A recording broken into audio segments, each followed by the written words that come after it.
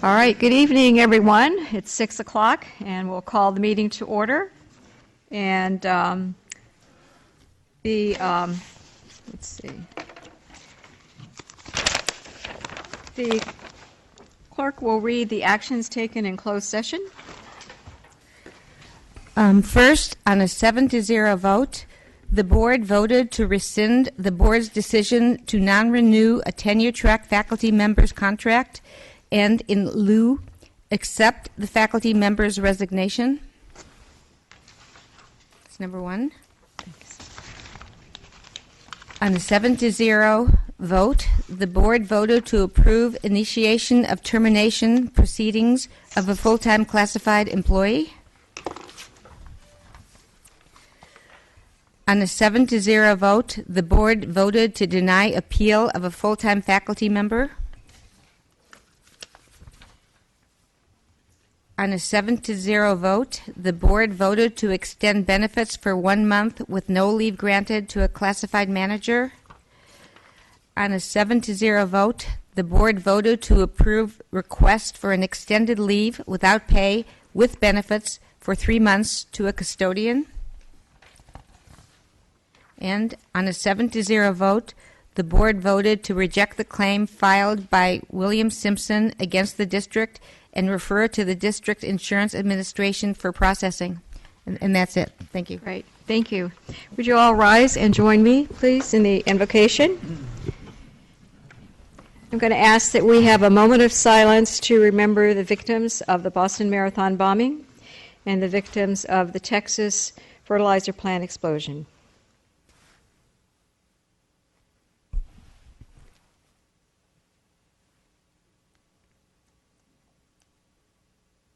Thank you very much. Trustee Milchiker, would you lead us in the pledge? Please join me in the Pledge of Allegiance to the flag of our great nation. I pledge allegiance to the flag of the United States of America and to the republic for which it stands, one nation, under God, indivisible, with liberty and justice for all. Thank you. Okay, and the next item on our agenda is some wonderful things that we're going to do this evening. 9 resolutions honoring our faculty and others. So we will start not with Heather Park because she hasn't arrived yet. We'll save her till the end. And Trustee Milchiker will read them. Yes. And we'll have our Chancellor go down at the podium. And the presidents of the colleges. So we're going to start with the Classified Employees Week. And this is for the Classified School Employees Week, and certainly we couldn't do any of the work we do without our wonderful classified employees. And we will need to make a vote after you read each one of them. Okay, thank you. Okay. Whereas classified school employees provide valuable skills, services, and support to faculty, administrators, and staff of the South Orange County Community College District, whereas classified school employees contribute significantly to the establishment and promotion of a positive and supportive instructional and learning environment to facilitate student success and serve as a valued resource and guide for students of Saddleback College, Irvine Valley College, and the Advanced Technology and Education Park. And whereas classified employees play an important and vital role in providing for the health, welfare, and safety of the South Orange County Community College District and staff and students, therefore be it resolved that the Board of Trustees and the Chancellor of the South Orange County Community College District do hereby recognize, honor, and appreciate the many contributions of the classified employees to quality education in California and our district, and declare the week of May 19th to 25th, 2013 as the Classified School Employee Week. All right, and we're going to have Dennis Gordon go and be at the podium since he's, I don't think Dennis planned on receiving this tonight. No. We do need a vote, please, so I'll ask if our Grace Garcia could call the roll. Trustee Jay. Aye. Trustee Jamal. Aye. Trustee Lang. Aye. Trustee Milchiker. Aye. Trustee Padberg. Aye. Trustee Prendergast. Aye. Trustee Wright. Aye. Okay, very good. So congratulations. On behalf of all the classified employees, I'd just like to thank our president, the trustees, our chancellor, and our presidents of the two colleges for this recognition. Thank you. Great. Photo time.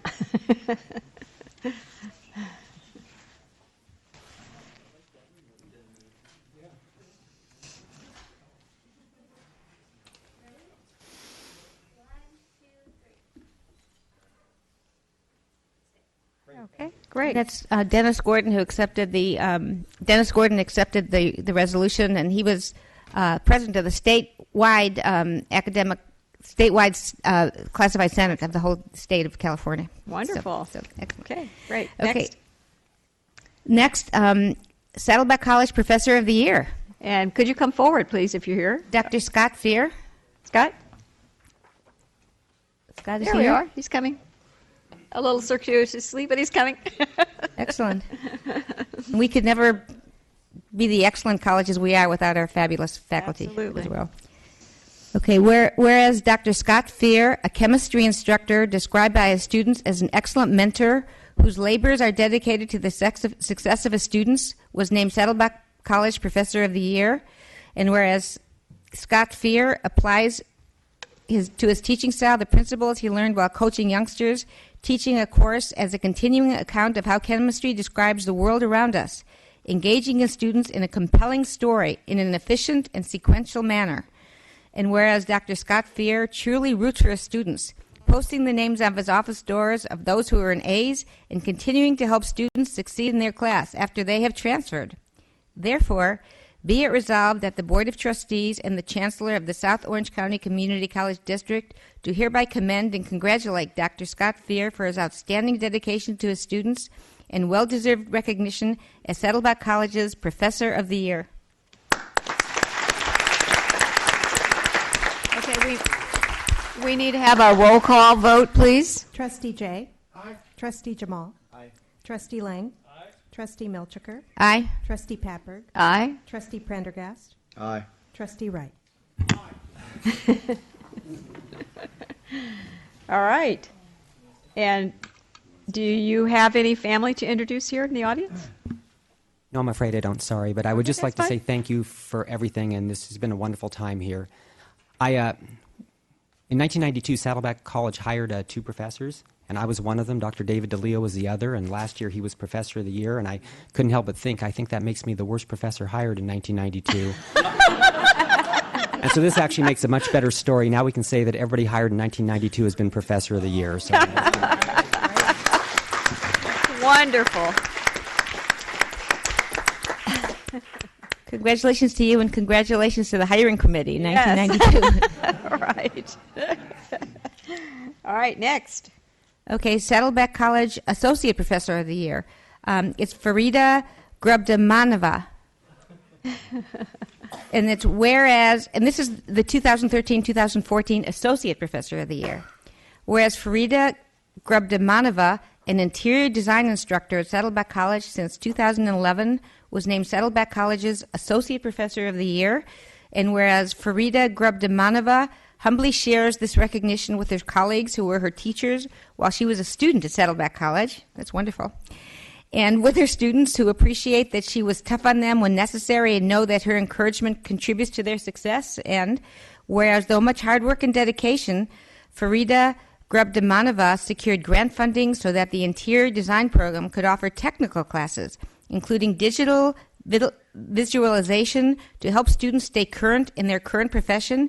Therefore, be it resolved that the Board of Trustees and the Chancellor of the South Orange County Community College District do hereby commend and congratulate Farida Gabdrakhmanova for her outstanding dedication to her students and well-deserved recognition as Saddleback College's Associate Professor of the Year. Okay, and we'll need to call the roll for the vote. Trustee Jay. Aye. Trustee Jamal. Aye.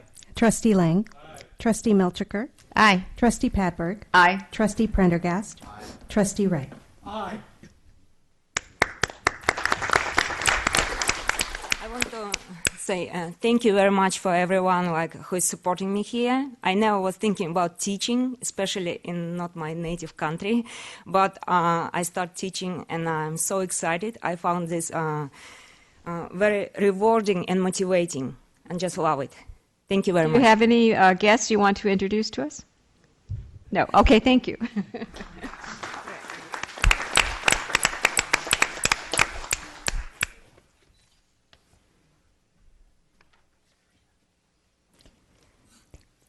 Next. And the next one is the Saddleback College 2013-2014 Emeritus Professor of the Year. And I see a lot of friends here, I think, who are here in support of her. Maybe you could introduce them after the resolution. Or I'll say their names if you like, okay? Whereas Melinda Smith, a fashion design instructor at Saddleback College since 1999, was named Saddleback College's Emeritus Professor of the Year. Whereas Melinda Smith's passion for clothing and wearable arts started when she learned to sew at the age of 9, and she earned numerous awards for her design acumen and found a passion for teaching for the past 25 years. And whereas Melinda Smith's classes are famous for their popularity, filling up quickly with students who described her as academically challenging, caring, engaging, inspirational, supportive, and always prepared. Therefore, be it resolved that the Board of Trustees and the Chancellor of the South Orange County Community College District do hereby commend and congratulate Melinda Smith for her outstanding dedication to her students and well-deserved recognition as Saddleback College's Emeritus Professor of the Year. Okay, we have a roll call vote, please. Trustee Jay. Aye. Trustee Jamal. Aye. Trustee Lang. Aye. Trustee Milchiker. Aye. Trustee Padberg. Aye. Trustee Prendergast. Aye. Trustee Wright. Aye. Now, you obviously have a lot of supporters. Could we have, maybe not you introduce all of them, but have them stand? Yes. Okay, so if you would please all stand if you came to support her. Look at that. Wow. Oh, my. That's more than half of the room. And if anyone doesn't think that the Emeritus Institute is important to our students, just look at that. That is wonderful. They're really an important program. All right, do you have some comments? Yes, first of all, I just love to teach. I love my students. Emeritus is geared for lifelong learning, and that's exactly what we do. They call me the teacher, but I also learn from them, and it's just a wonderful program, and I encourage all of you, once you reach 55 or above, come take some of our classes. Thank you. All right.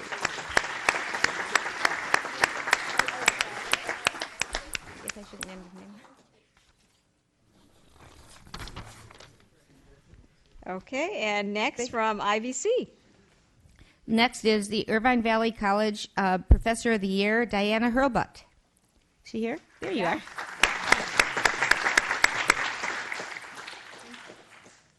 Whereas Diana Hurlbut, a faculty member at Irvine Valley College since 1995, is recognized as Professor of the Year for her contributions to the college and students. Whereas before Diana Hurlbut started teaching full-time, she was passionately involved in scientific research and was actively involved in educating the public about HIV and the prevention of AIDS. And whereas Diana Hurlbut's students describe her as funny, unusual, enthusiastic, challenging, and a positive influence on their lives. And one student stating, Dr. Hurlbut broke a big wall in my life, which kept me back from studying science. She believes in us more than we believe in ourselves and helps us dream big. Therefore, be it resolved that the Board of Trustees and the Chancellor of the South Orange County Community College District do hereby commend and congratulate Diana Hurlbut as the Irvine Valley College Outstanding Professor of the Year. All right, we have a roll call vote now, please. Trustee Jay. Aye. Trustee Jamal. Aye. Trustee Lang. Aye. Trustee Milchiker. Aye. Trustee Padberg. Aye. Trustee Prendergast. Aye. Trustee Wright. Aye. All right, and do you have some comments for us? Yeah, like I say, or as trustees already stated, I have been teaching at Irvine Valley College since 1995, only as a full-timer, though, for the past 5 years. And of all the community colleges that I taught at, all the universities around Orange County, LA County, Irvine Valley College was always my favorite. Wow. So I'm most proud to be part of the Irvine Valley College community, and it's just great to be Teacher of the Year. Thank you.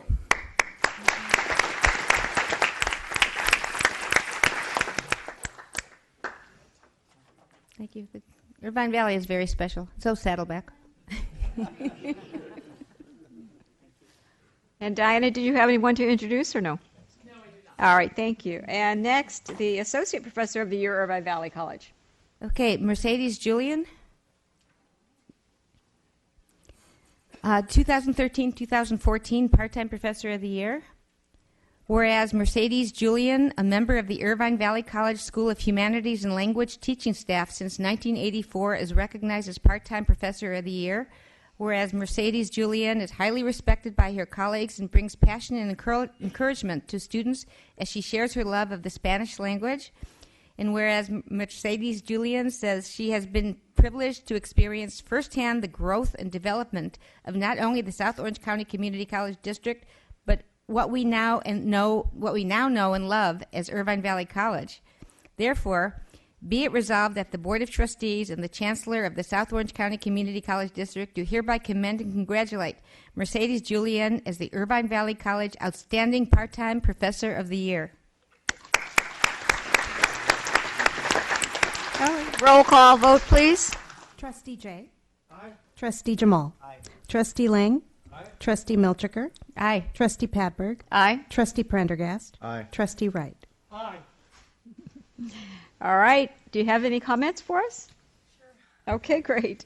I had dark hair when I started teaching at Saddleback College campus north at that time. In 1984, I was doing my PhD work at UCI, and I am privileged to have been there almost 30 years teaching part-time, and I will continue to do so. I'm transitioning out of my other day gig, if you will, and hope to teach maybe more at Irvine Valley. It's just an honor, and I'm humbled by it. Thank Okay. you. Do you have anyone to introduce or no? Yes, Janice Okay. Miller. Who is that? And Janice Miller. okay. And is that a relative or Thank you. your relative? Okay. Thank you. Thank you.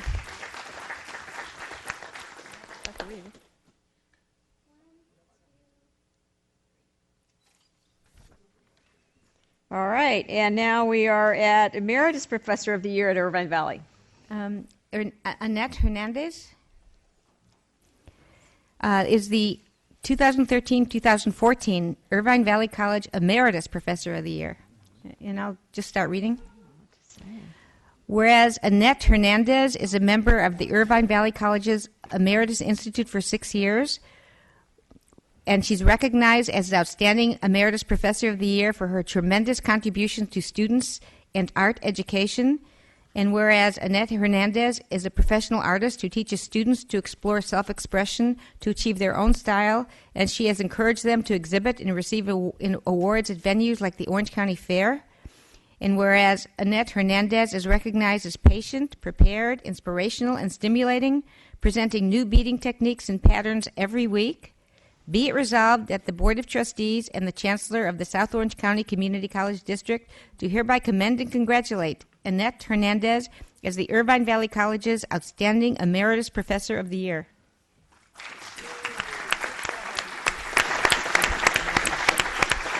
All right. Now we have our roll call vote. Trustee Jay. Aye. Trustee Jamal. Aye. Trustee Lang. Aye. Trustee Milchiker. Aye. Trustee Padberg. I'm sorry. Yes, aye. Trustee Prendergast. Aye. Trustee Wright. All right. Congratulations. And you obviously have supporters here too, so could we ask them to stand? All right. Wonderful. More emeritus students. I'd like to say a special thank you to Dave Anderson for hiring me, giving me a chance to, be in the community and make a difference in people's lives, and for Georgia for always being there, cheering me on, and for Sharon, who holds the office together right now. And also my husband, Frank, is sitting back there, and he puts up with the beads and all the stuff that I drag through the house and all the places I go. And I'd like to thank all my students for all the kind words they said and giving me the privilege to teach. Great. Thank you.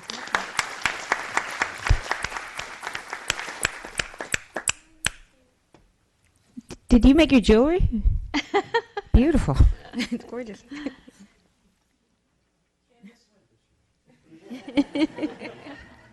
All right. Now we have a group presentation, the Model UN team, Irvine Valley College. Could you all come forward?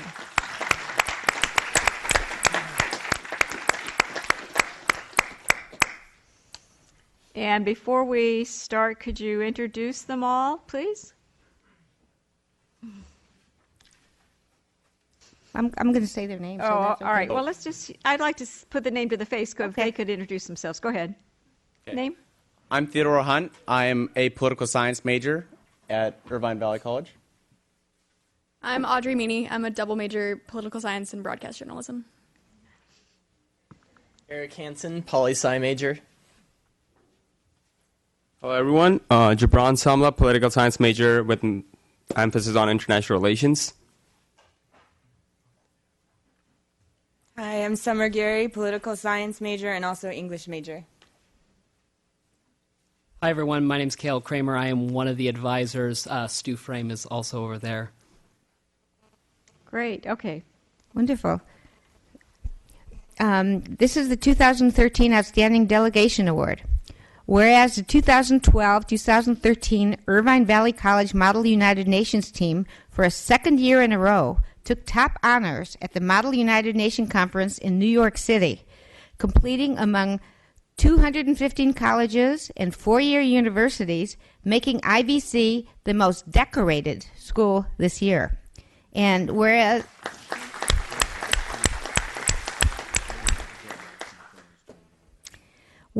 IVC's Model UN team members include Cale Kramer, Farine Jamil, Caitlin O'Neill, Eric Hansen, Summer Gary, Audrey Meany, Theodore Hunt, Gabrielle Masri, Jabran Shamla, Aurora Sonla, and Max Hyman.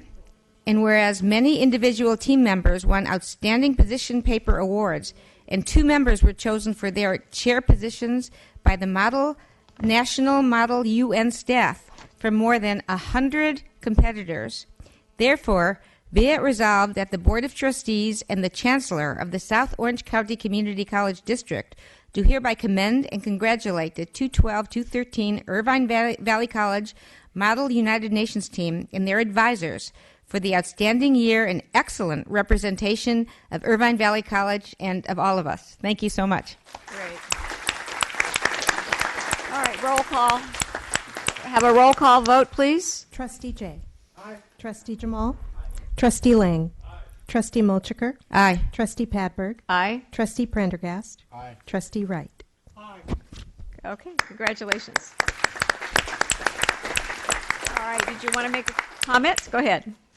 I'd just like to say thanks specifically to President Rockmore, and I think I would be remiss not to point out and say thanks to my partner in crime, Stu Frame. If you could take a stand for just a moment.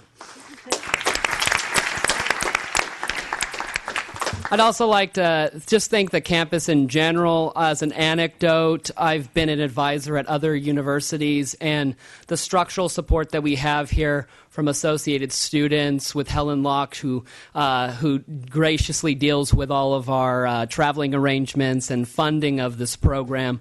So we do have a lot of support on the campus level. And the other thing I'd like to just say is that as a community college, we were able to do very well this year in terms of research awards, and that's a testament to the students that are up here who started over their Christmas breaks to be ready for this conference that was in March. So I think it's a testament to the strong quality of students who go to Irvine Valley College.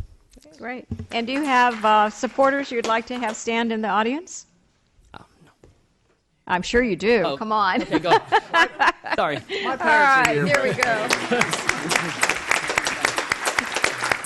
All right, thank you. Picture time.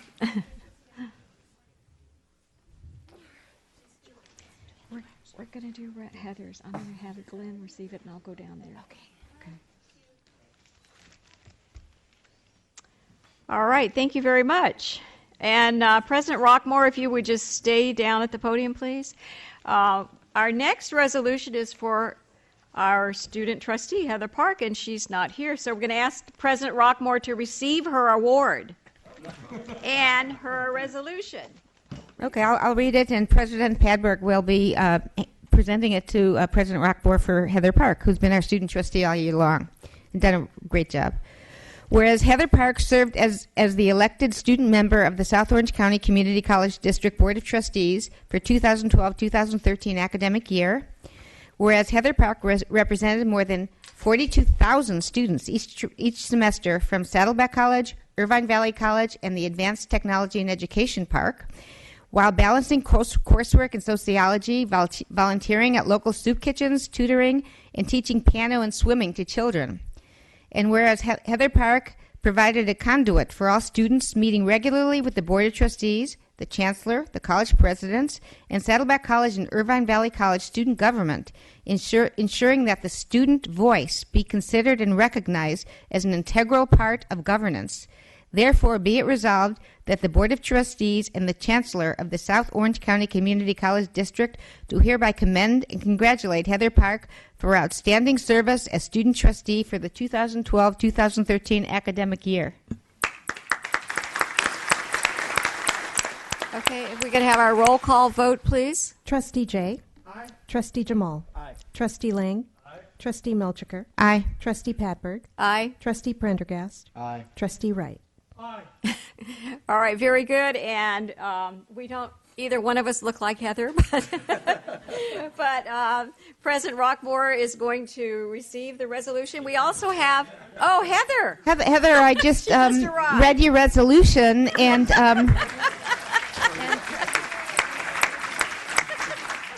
okay. Heather, Heather, you not only get a resolution, but you also get this beautiful plaque for Heather Park, student trustee from the Board of Trustees with appreciation for service to the board 2012 to 2013. Now it's photo time. These have to be held up like this. and we all agree that you were a great student trustee. All right, here we go. 1, 2, 3. Good. All right, thank you very much. All right.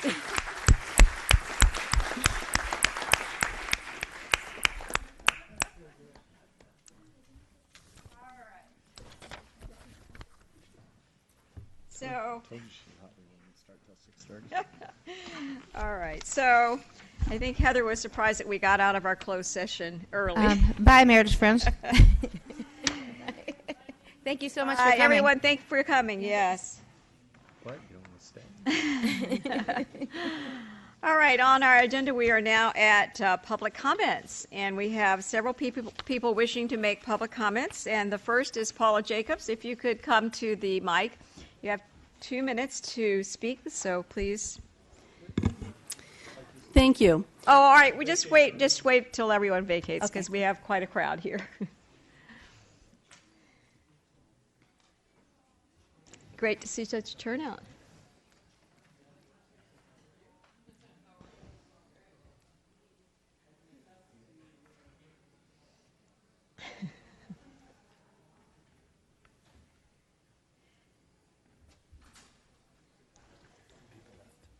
Okay, I think you can start now. All right, thank you. As you know, I'm president of the Faculty Association, and the Community College Association, which is a unit within the California Teachers Association, has designated April as Part-Time Faculty Appreciation Month. Later in the meeting, you will be hearing what it is like to be a part-time faculty member from part-time faculty member Dr. Susan Bliss, who teaches music at Saddleback College. Part-time faculty are essential to the operation of our colleges.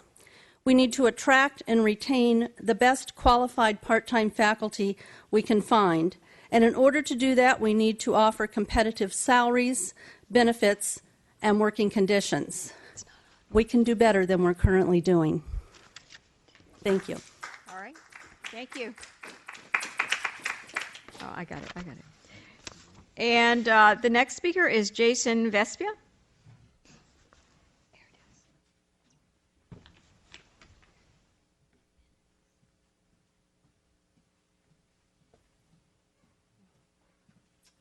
Good evening. Thank you for your time. My name is Jason Vespia. I'm an international security and conflict resolution major. I'm also a former sergeant of the United States Marine Corps Infantry, and I am the Student Veterans Club president here at Saddleback College. Last year at this time, I remember I addressed the student veterans for the first time, and I remember saying that I was scared coming to school for the first time. You can't imagine the difficulties that veterans face transitioning from a military life to a student life. And I remember saying how terrified I was, pretty much terrified of the unknown. But coming to Saddleback and seeing the hard work and the dedication that the faculty and staff had put towards making veterans transition more successful, I never expected anything like that. They implemented the Veterans Educational Transitioning Service program, and they implemented a veterans center upstairs in the Student Service Center.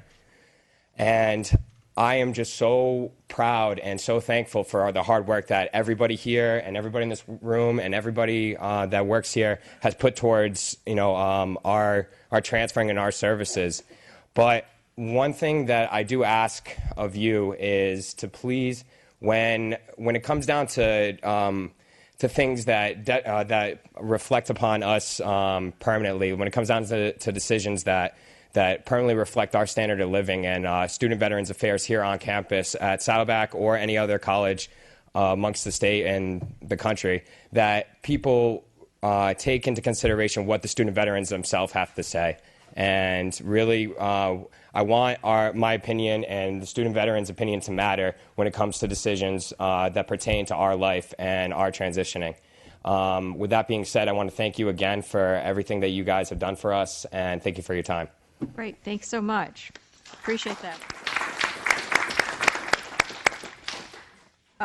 Kyle Saracor? Sorry.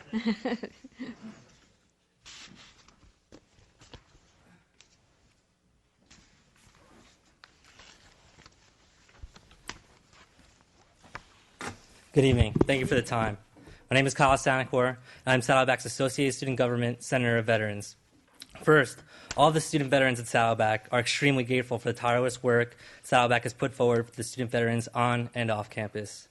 With that being said, there are a series of issues that have recently come up that are very troubling for every student veteran at Saddleback. As a Senator of Veterans, I feel we have exhausted every avenue to be properly represented at Saddleback before coming to you today. Starting next year, there is an extensive remodeling project within Saddleback's Veteran Office and the Student Payment Office. Unfortunately, without consulting the veteran student body, the school has decided to downsize the current Student Veterans Center. Through extensive research and studying of the student veterans, we have come to the conclusion that the current Student Veteran Office is simply not big enough. Again, this is before the current plan to downsize the office. Every day, student veterans use the center to study, seek counseling, relax between classes, or seek therapy through talking to the only people that understand them, fellow veterans. However, every day, veterans are forced to leave the office because there is no room to sit, let alone stand in the office. We currently have seating for 7 people, yet we have 1,000 GI Bill enrollments every year at Saddleback. We continually have been denied the opportunity to be a part of the planning process for the new remodel of the VETS program, even though we've asked numerous times. We've been turned away because people will be more sympathetic to us. Yes, sympathetic to the people that have been at war for the past 10 years. Sympathetic to the people that are willing to give their lives on a moment's notice. We're not pleading for more room in the renovation plan because we feel a sense of entitlement. We simply need more room. Not only will this help Saddleback be the safe haven for veterans that the faculty boasts about, but it will also save lives. This year, we've had 2 student veterans take their own lives. This is completely unacceptable, especially for a school that prides itself as a safe place for veterans. I can personally say that the only place I feel that I can share my feelings and stories is inside that office with the men and women who have had the same experiences as me. If those who are in danger of hurting themselves are not turned away and have a place to stand or sit, we can save a life. We as the veteran student body at Saddleback ask simply that you become the safe haven that you've promised, that you give the student veterans a fair shake in the matters that concern them. Most importantly, give us the room that we so desperately need for each other and for the well-being of our brothers and sisters. Thank you. Thank you very much.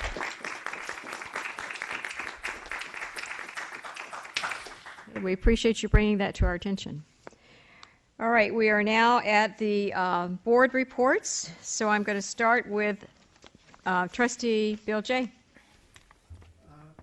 Thank you. Is your mic on, Trustee J? I'm sorry.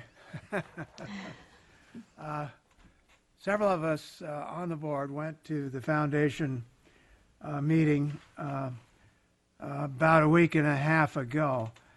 People don't realize the tremendous job the foundation does.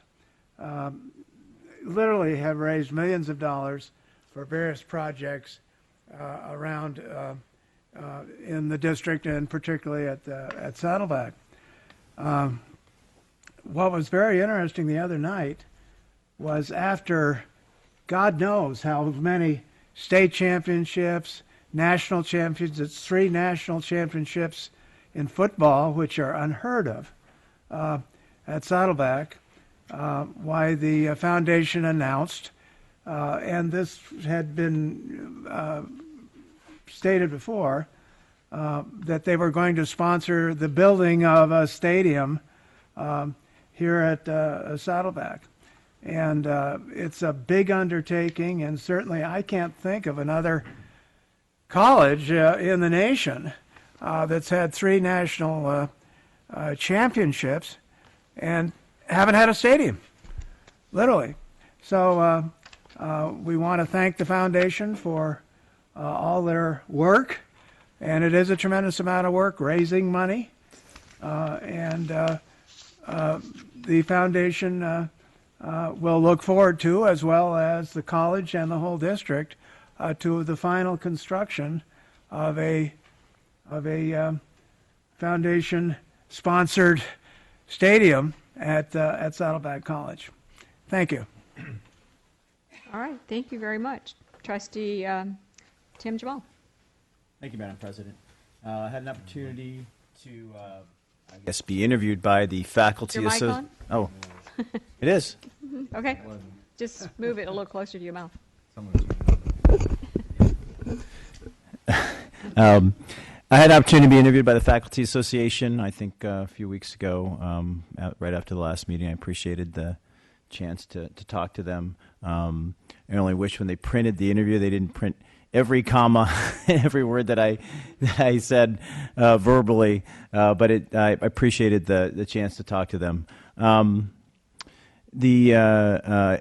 also attended the workshop that hosted by the IVC Foundation, and a couple of weeks ago, I think. And as Trustee Jay said, we're at the dinner at the Saddleback Foundation. The IVC Foundation is also really important. I encourage everyone to try to get involved and contribute to what they're trying to do at IVC. The foundation is probably not yet at the stage of the Saddleback Foundation, but I think with a little effort and a little focus, we can get it to the next level. It's so important for many programs, including veterans programs as well. Had opportunity with several trustees to attend the district-wide forums at IVC in Saddleback. I only wish we had a little more attendance there. People in the room earlier today, I wish had come to the forum. This is really a good opportunity to talk to all of us, President Padberg, Chancellor, and the district leadership. But I thought I enjoyed the forums. I think we talked about a lot of useful information. Just show up, and we're willing to ask to deal with the hard questions. Lastly, the gala at the gymnasium was wonderful. Staff and everyone who put that together, fantastic job. I hope it raised a lot of money, and that next year we double whatever we raised this year. And kudos to all of you for putting it together. Thank you. Great. Thank you. And Trustee Milchiker. I did a number of things. Can you hear me now? Yeah. Okay, and I just thought I'd mention them. I had an opportunity to be on Laguna Woods TV, which was really fun. I like that. I also attended something called the Cali Bug Conference, and this was at Loyola Marymount University.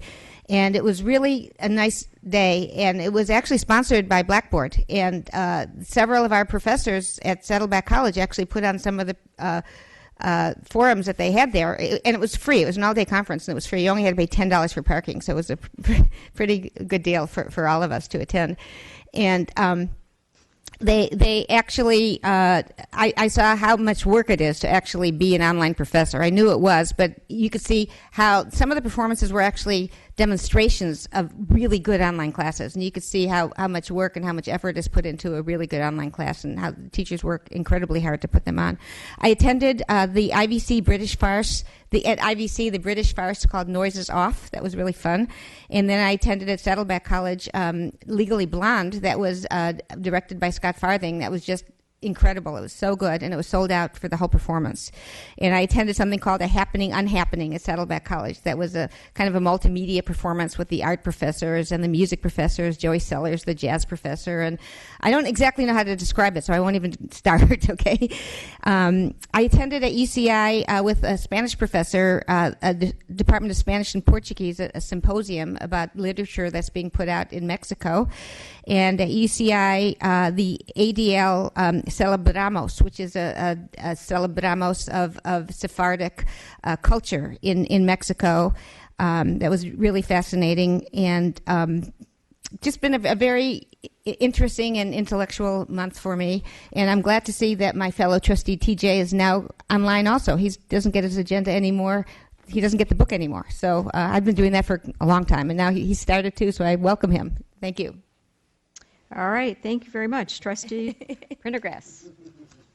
Feeling woefully uninvolved. No report. Oh, whoa. Okay, well, this might be a little bit redundant for my report. I did attend, of course, the gala at Saddleback College, and it was a wonderful event, and it's great to raise money for scholarships. I also attended the 2 board forums at IVC and Saddleback, and yeah, we do enjoy those forums. It may be that we need to have them more than once a year, and we'd like to have more participation, give and take, between the participants and the board members who are present. So anyway, kudos to everyone, and with that, I'll move to Trustee Wright. Thank you, President Padberg. I had a busy month. I started off by having a tour of the Science Math Building. Deborah Fitzsimmons came to me after the meeting last board meeting. She says, I'd like to see the Science Math Building. So we had a nice tour of the Science Math Building, and we're able to show her some of the problems that building has. It really is not in the best of shape. Attended Senior Day for about half an hour. Also met with Dr. Don Bichet for a few minutes, talking with him about some issues. Attended the district-wise forums both at IVC and here at Saddleback College. Also that evening, I went to the Orange County School Boards Association's annual dinner. It was a wonderful event. And also the Page meeting, attended the gala. And then the last thing I want, last two things is I want to congratulate all the outstanding instructors, Professor of the Year and so forth. That was wonderful. I happen to have known several of them very well, particularly Dr. Scott Fier I've known for 20 years, so it was indeed an honor to be able to recognize him. The last thing is I enjoyed reading the report on the veterans services, the things that are being done here both at Saddleback College and at IVC. I enjoyed reading that, and I'll have just a couple of comments to say later on about that, but it was an excellent report. Thank you. Thank you very much. Trustee Lang. Yes, April is always a very busy month. I also attended many of the events that have already been described, including both college-wide forums, along with Trustee Jamal. I also attended the lunch for the IVC Foundation meeting, and a wonderful keynote speaker for as much as I could stay to hear him. I also, like Trustee Wright, would like to congratulate all of our teachers and employees who have been recognized by their peers for their excellence in contributing to the wonderful educational experience that our students have. That's my comments. Thank you. All right. Thank you very much, Trustee Park. I'd like to apologize for being fashionably late first. For the majority of the audience that doesn't know this, I actually grew up in Oakland, and I moved to Irvine 2 years ago without my family to, I guess, escape from the environment that I grew up in and give myself a second chance. And I can honestly say that having this position really did give me that second chance. Oh.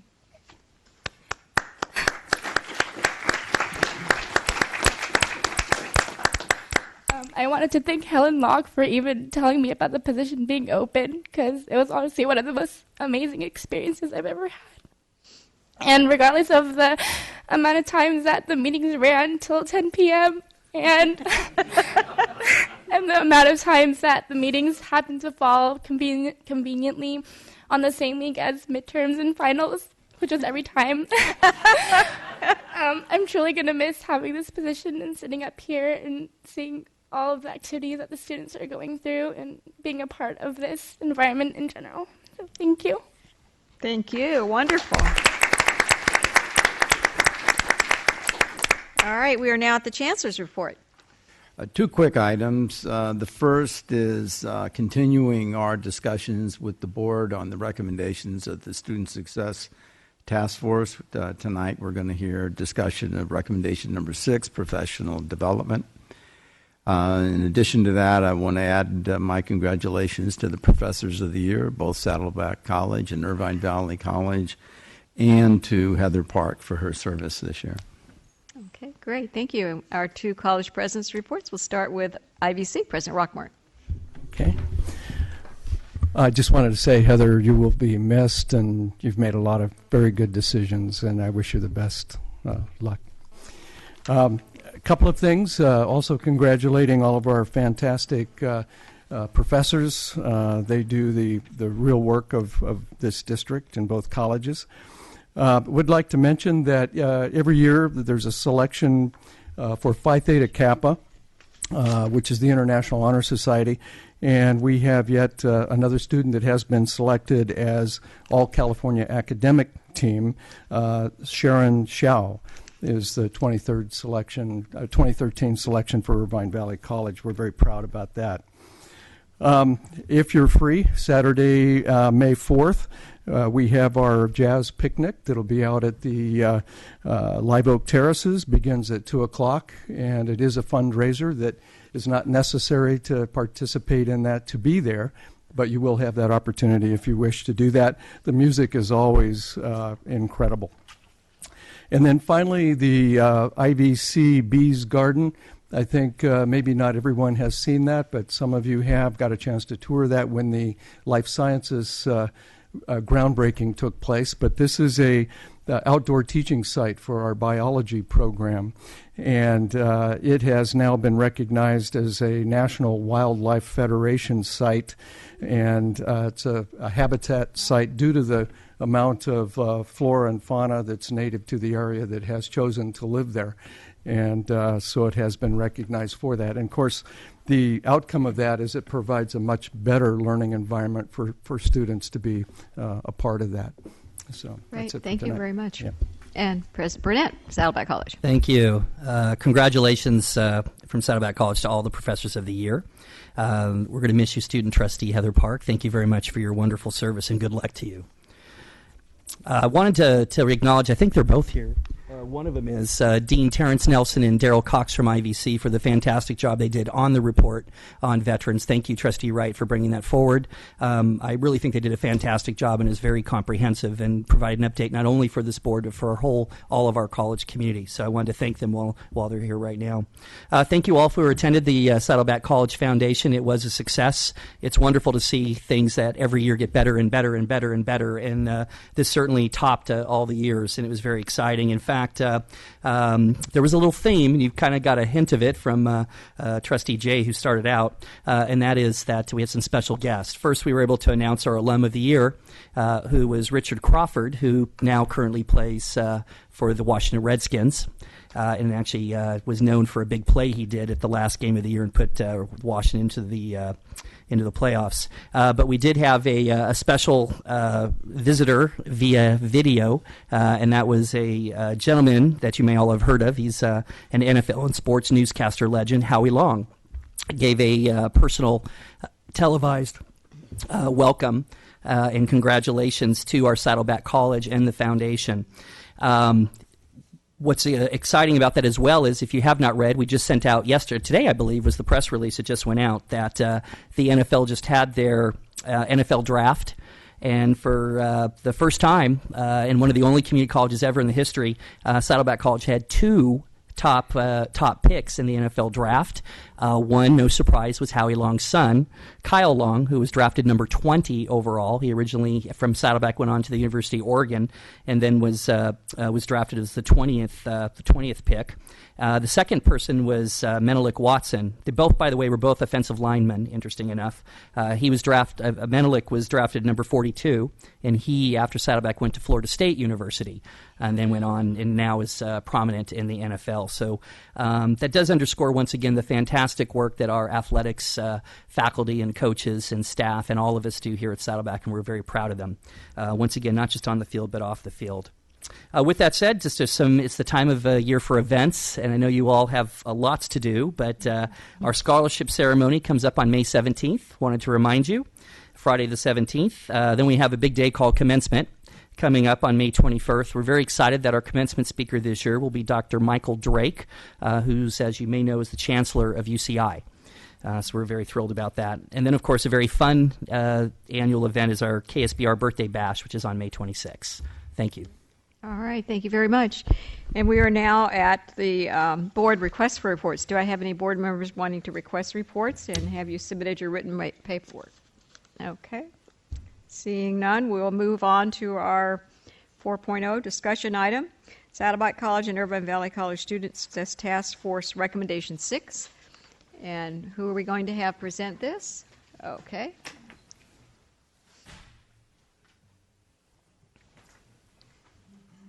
Come forward, please, and introduce yourselves.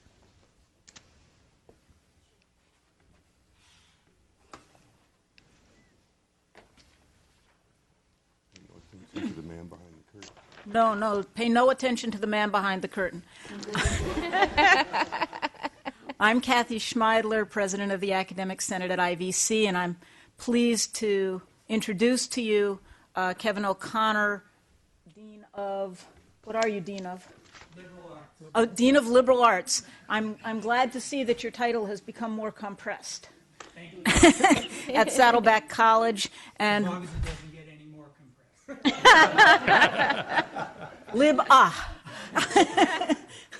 compressed. And Rupa Mather, professor of all sorts of things. Business science and CIM, and on occasion anyway, engineering, and also our chair of academic affairs, and so a member of our academic Senate cabinet.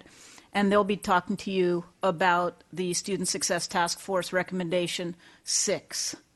Thank you very much. Good evening, everyone. How are you? Very good. So we wanted to give you a little bit of a background on Recommendation 6. It really comes in two recommendations. 6.1 basically says that all faculty, staff, and administrators are now going to be involved in professional development. So that's a new one. And then 6.2 really gets to, well, what is professional development going to do for us? It's going to help us, of course, with student success. It's going to help us with support services and also with basic skills. Some of the background, did you want to go into this, or I can go into this? It was my pleasure to serve on the State Professional Development Committee that was formed by the Chancellor's office. We convened in October of 2012. It was a group of 30 people representing all of the various segments in our system. And we spent an intensive 2 days. We started with the two recommendations, 6.1 and 6.2.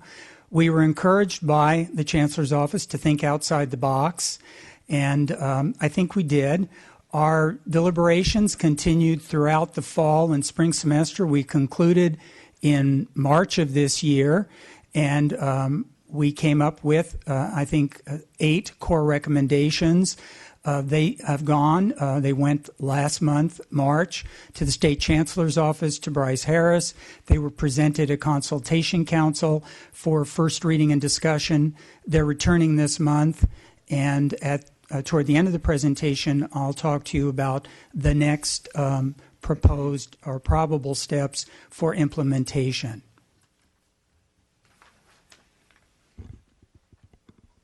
All right, so there were 6 recommendations that came out of that committee. The first recommendation really had to do with the vision statement. I'm going to read the proposed vision statement to you. To support the mission of the California Community Colleges and to promote an inclusive, statewide, and local learning culture, all personnel will have the ongoing opportunities to develop and expand the skills and practices that influence students' learning and support students in achieving their educational goals. For recommendation number 2, they're proposing that the name simply be changed from flexible calendar to professional development.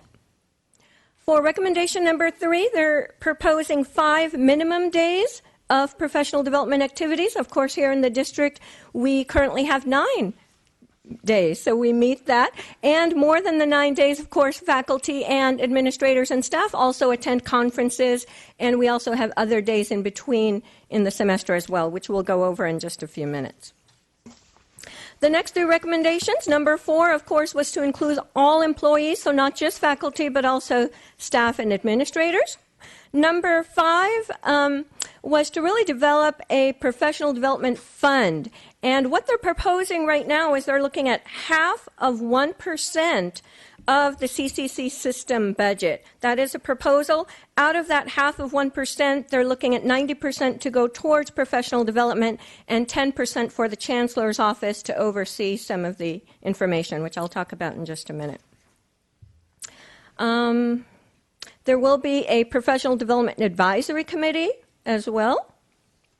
Number 7 has to do with really allowing the Academic Senate and the faculty to be involved in professional development, since Title V, Section 53200, has to do with participatory governance, and therefore the Academic Senate would be involved in that.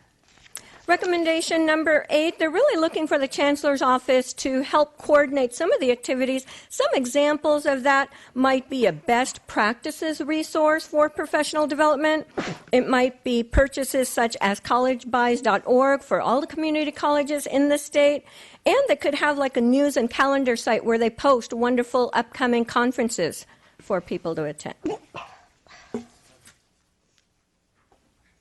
So now I'll talk to you about the current status, what we're doing here at IVC and Saddleback.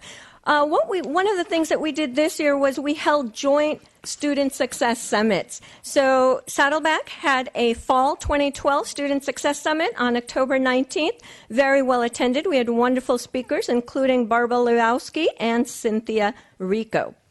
At IVC, we held the Spring 2013 Student Success Summit. We had some wonderful presentations, and I know some of our trustee members were able to attend, so thank you for that. We're also looking forward to having more summits next year, and we're planning those out. Specifically at IVC, I can tell you about some of the wonderful things that we've been doing in terms of professional development. We have IVC to IVC, which are lecture series from faculty, and they're talking about various topics. It's open to the entire community, not just IVC students and faculty members, but to the entire community. These have been sold-out events. We've packed those rooms for every single one this year. We've had 9 this year. Some of the highlights, I'll tell you, the picture at the top there is Professor Tracy Fahimi, and she's talking about the puzzles of process. Can we have a fair vote in November? And that was right before the elections. We also had another one with Professor McLaughlin from the Department of Business on the ambivalence of socially responsible investing. Very interesting topics. And one of the last ones here in April was Professor John Davison on real-life mad scientists. And if you were there, that was quite entertaining. We also have some wonderful distinguished academic lecture series. These are held in the Big Performing Arts Center. We've had 2 this year, and we have 1 upcoming. We had Dr. Philip Zimbardo, and he talked about my journey from understanding evil to inspiring heroism. It was a really inspirational talk about how each of us, how every one of us can be heroes. And if we see something going on, how we can help and be heroes to maybe one person, maybe 100 people, maybe a whole crowd. So that was a really wonderful presentation. We also had another presentation from Dr. Christian Gelzer. He's the NASA Chief Historian. and he talked about NASA Dryden. Is that it? And coming from an avionics engineering background, that was very interesting, very nice presentation. And we have one more that I'd like to invite all of you to attend. It's coming up on May 9th, and it's Dr. Michael Shermer, The Believing Brain. That's on Thursday, May 9th at the IVC Performing Arts Center. I would like to thank the associated students of Irvine Valley College for supporting us with both the IVC to IVC and also the DALS events. We also do other professional development, including the new faculty orientations. We have technology training in both Blackboard and other tools that we use, and we also have professional development funds available for people to go to conferences and sometimes be presenters as well as attendees. Thank you. Before I mention any of the activities that are on this slide at Saddleback College, I wanted to share with you what I think is the central importance of recommendation number 6, which I believe is, in the long run, going to be the most important recommendation of all 8. Whereas some of the recommendations we've already moved quickly on, and they might result, after a lot of careful thought and deliberation, a change in process, a change in protocol, important ones indeed, those changes at times. Professional development is ongoing. And tonight's board meeting, I think, is just a great example of the importance of professional development wherever we work, here in this district, on our campuses. All the people who were recognized tonight, embedded in those recognitions is a great deal of professional development. And we saw it was at all levels. We've had a student trustee. Certainly your role on a board is a part of your life skills and job-related skills and professional development. Other students were recognized tonight, staff and faculty. And that really ties into our brief presentation tonight, that it's about every person on a college campus recognizing their role in student success and cultivating professional development from a student success framework. So of the examples on this page, one that I'll just touch on, they're all very important, but given the amount of time of our presentation, the Institute for Teaching and Learning, Claire Cesario Silva, who is in the audience tonight, has been instrumental in creating this institute. It's so important that professional development have a home and a place. We heard that theme from another group here tonight. And so I point that one out on this slide. Here I think I'd like to chat about the second bullet point, the English Professional Learning Council. We're in our 3rd year. I want to compliment the English department at Saddleback College. They've done great work. As recently as this Saturday, a group of 16 people convened, high school English instructors, Saddleback instructors, and they talked about common core standards. They talked about the integration of skills and curriculum alignment between high school and college, and then actually spent most of their Saturday reading student essays using rubrics and scoring them to see that when a high school instructor evaluates a piece of writing of a student, the evaluation process is similar to what we use here at Saddleback College. And then on the third slide, compliments to our president, Todd Burnett, the associate faculty dinner. It's in at least, Todd, the 2nd or 3rd year. And we also have a lot of our 4th year. Okay, more fingers keep coming up here. So it looks like we're at the 4th year. And many full-time faculty participate. And as you can see, there's clearly the agenda for this evening is on important skills that apply to best practices in pedagogy. I spoke earlier about implementation timeline. The recommendations are going to go formally to the Board of Governors next month at their May meeting. They will review again and perhaps take action on the 8 recommendations at their July meeting. Where will this go after that? Well, a projected implementation timeline might include the Board of Governors creating a legislative packet and presenting it in November of 2013. there might be then, as a result of that legislation introduced in February 2014, some of the recommendations will require legislative action. And if those first two steps occur, the third step, hopefully a bill will be passed by the legislature and signed into law in September 2014. And then, as all of our bills, they become law in January. This would be our January 2015. And so if funds are included, if that's part of what the legislature eventually takes action on, funds would be included in our first budget year, which would be the 15-16 fiscal year. Any questions or comments?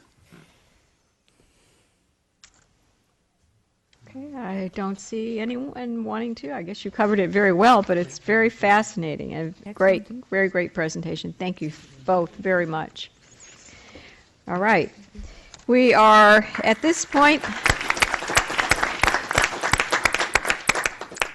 at our consent calendar. A couple things before we start. We're going to pull item 5.12 from the consent calendar. And we have to also do a correction to some minutes that we approved. The September 24th, 2012 minutes need a correction, so I'm going to read to you what that correction must be. At the meeting on September 24th, 2012, the board voted unanimously to recommend funding for the unfunded retiree health benefit liability. The minutes should reflect the board voted on option 5. An amendment will be entered in the minutes of that meeting. So there was an option number that we needed to identify. So if I could, I would like to have a motion to amend the previously adopted board meeting minutes of September 24th, 2012. So move. Okay. So let's see, who do we have move? I think I heard two people. She got first. Second, okay, all right. So did you get that? Okay. Then the motion is moved and seconded. Those in favor of the amendment, please say aye, and those opposed say no. Aye. Aye. Anyone opposed? Okay, seems unanimous. So the motion carries unanimously. All right, very good. Now we are at the consent calendar minus item 5.12. Anyone else wanting to pull consent calendar items? Oh, I'm sorry. I have a correction on item 5.10. Uh-huh. So you want that pulled? No. So we can address the question separately? Okay, we're going to pull, not we're going to pull, but from the vote, we'll pull 5.10 and 5.12. All right. Do we have anyone? Trustee Pendergast. I'd like to move the consent calendar with the exception of 5.10 and 5.12. Okay, do you hear a second? Second. Second, okay, we got 2 seconds. So let's all vote on the consent calendar with the exception of those 2 items. Okay, and the motion carries unanimously with 1 student advisory yes vote. So we will then go to item 5.10. Yes. Under the background on this item, last sentence, it should read, on April 30th, 2012, amendment number 1 was approved in the amount of $17,000, equaling a new contract amount of $2,621,000. There should be a comma in that dollar figure. Okay. And the date was changed from it should be 2012, April 30th of 2012. April 30th, 2012. Does everyone understand the correction? Any comments? All right, I'll have a motion to approve the corrected item, 5.10. Trustee Jay moved. Second. Seconded by Trustee Wright. Everyone vote on the item, please. Okay, carries unanimously with 1 student advisory yes vote. All right, 5.12. Are we not going to do that one at all? Is that going to be? All right, we aren't going to do 5.12. That'll come back to us, I guess, at another time. So with that, we are now at the general action items. 6.1, Saddleback College and Irvine Valley College fee increase. And who is going to present that? I'll have our 2 presidents presented, I guess. Or Vice Chancellor Fitzsimmons. Okay, Vice Chancellor Fitzsimmons. Just that you have before you an item where we're recommending approval of a $1 increase in the student health services fee as presented. And the amount of that It is will change $1? the fee by $1 for $19 per semester and $16 per summer session or intersession of at least 4 weeks. Okay. Moved by Trustee Lang, seconded by Trustee Wright. Comments or questions? Trustee Pendergast. Just a small typo there in that first sentence. It should say, I believe, it says governing boards of community college districts to charge a student health fee. We will make that change. Okay. All right, so seeing no other comments, let's vote on the item. Carries, whoops, let's see, we got our votes? I did. Trustee Lang, we need your vote, and Trustee Milchiker. No, I voted already. Carries unanimously with a student advisory yes vote. So we are now at 6.2, and that is the district academic calendar, proposed academic calendar for 2013-2014. And Chancellor, you want to present that? Any comments or questions? Yes. Trustee Wright. There was I noticed one thing on the spring of 2015. We have 9 weeks before spring break and then 7 weeks afterwards. And there's a star there that says there's supposed to be 8 weeks, 2 8-week sessions. 8-week sessions. Should it be 2 8-week sessions? But there's a 9-week session and a 7-week session. No, this is spring. Spring 2015. Spring. So did you look at the calendar and count it up, and it wasn't? Right. It's 8, it's 9, and 7. It's 9 and 7. Oh. You'd either have to move the star up to 16. Okay, we got a comment coming from. Yes, hi. Craig Justice, Vice President for Instruction at Irvine Valley College. Trustee Wright, we do count finals week as one of the 8 weeks. Well, you didn't do it fall semester. In fall, we have much more time. In spring, in the first half, we have many more Monday holidays. Yeah. So that's what was happening there to address the Monday holiday situation. Okay. It's the equivalent of 8 weeks of instruction in the fall. Yes. And the equivalent of 8 weeks of instruction yes. in the spring. And we have effectively a 16.67 week semester. So one of the semesters is going to get 2/3 of a week extra. Okay, that seems to explain it. Any other comments, Trustee Wright? Well, it looks like if you'd move spring vacation up 1 week, it'd work out. That was considered by the committee and was not adopted. Okay. Okay. Any other comments or questions? The only thing I have a concern about, finals week is usually only one meeting. They only meet one time during finals week. Okay. Yes, Kate Schmeidler would like to talk. Kathy Schmeidler, Academic Senate President at IVC. As Dr. Justice said, one of the issues is the Monday holidays. And if we count up Mondays, this actually divides the semester more evenly between the 2 8 weeks. So that seemed to be more important than dividing up the other days when they're extra, or not extra days, but not quite such a tight schedule. Because we not only have to count up how many days there are in a semester, we have to count up for classes that meet only 1 day a week, how many class sessions there are. No, I know you do, but I'm just trying to explain. Okay. So this was actually discussed a great deal, went back and forth between both Senates, and moved that moved that little asterisk back and forth several times. But this was determined to be actually the most economical and smartest way to arrange it, although it does have some difficulties that we acknowledge. Okay. Okay. Trustee Lang. I move approval. All right. Moved by Lang and seconded by Trustee Pendergast. So no other comments, I guess. Let's vote on the item. Okay. 1 no vote from Trustee Wright and 6 yes votes with a student advisory yes vote. Okay. So we are now at 6.3, Saddleback College Energy Master Supply Contracts. Trustee or Chancellor, are you going to present that? Or okay.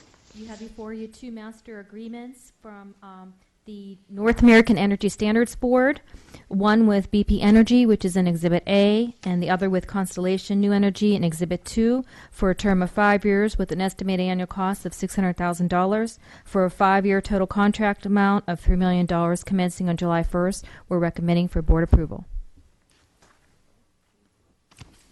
Any comments or questions from board members? I don't need. So moved. All right, moved by Trustee Lang. Do we have a second? Seconded by Trustee Jamal. Let's vote on the item. All right, carries unanimously with one student advisory yes vote. We are at 6.4, Saddleback College adjunct faculty hiring requests. And who's going to present that? President Burnett? Pardon? Well, actually, this is not just an adjunct faculty. This is one more additional full-time faculty member that we're hiring. Okay. And it has to do with, in particular, for it's a nursing, correct? Speech. I'm sorry, for speech. Right. That's right. We did nursing last time. For a speech instructor, and part of the reason is we had we have a vacancy in a full-time, and in particular for our forensics program, it's important to keep the success of that program, which has made great progress, to go forward with the new full-time announce early. So we're asking the board if they would approve that. Second. Moved by Trustee Lang, seconded by Trustee Wright. Any comments or questions? Okay. Seeing none, let's vote on the item. Carries unanimously with one student advisory yes vote. So we're at 6.5 at this point, and that is board policy revisions. And these are for discussion and approval. No changes. Okay, no changes. Any comments or questions by trustees about any of these policies?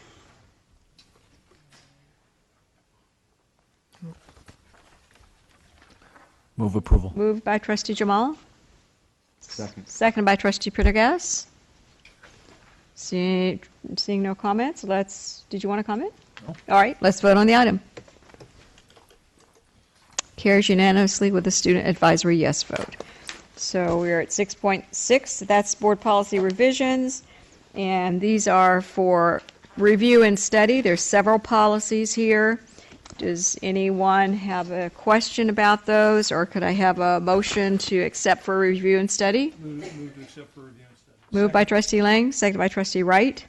Comments or questions by board members? Okay. Seeing none, let's vote on the item. Carries unanimously with student advisory yes vote. All right. 6.7, and this is a request to revise a sabbatical project for spring of 2013. Move approval. Second. Okay. Moved.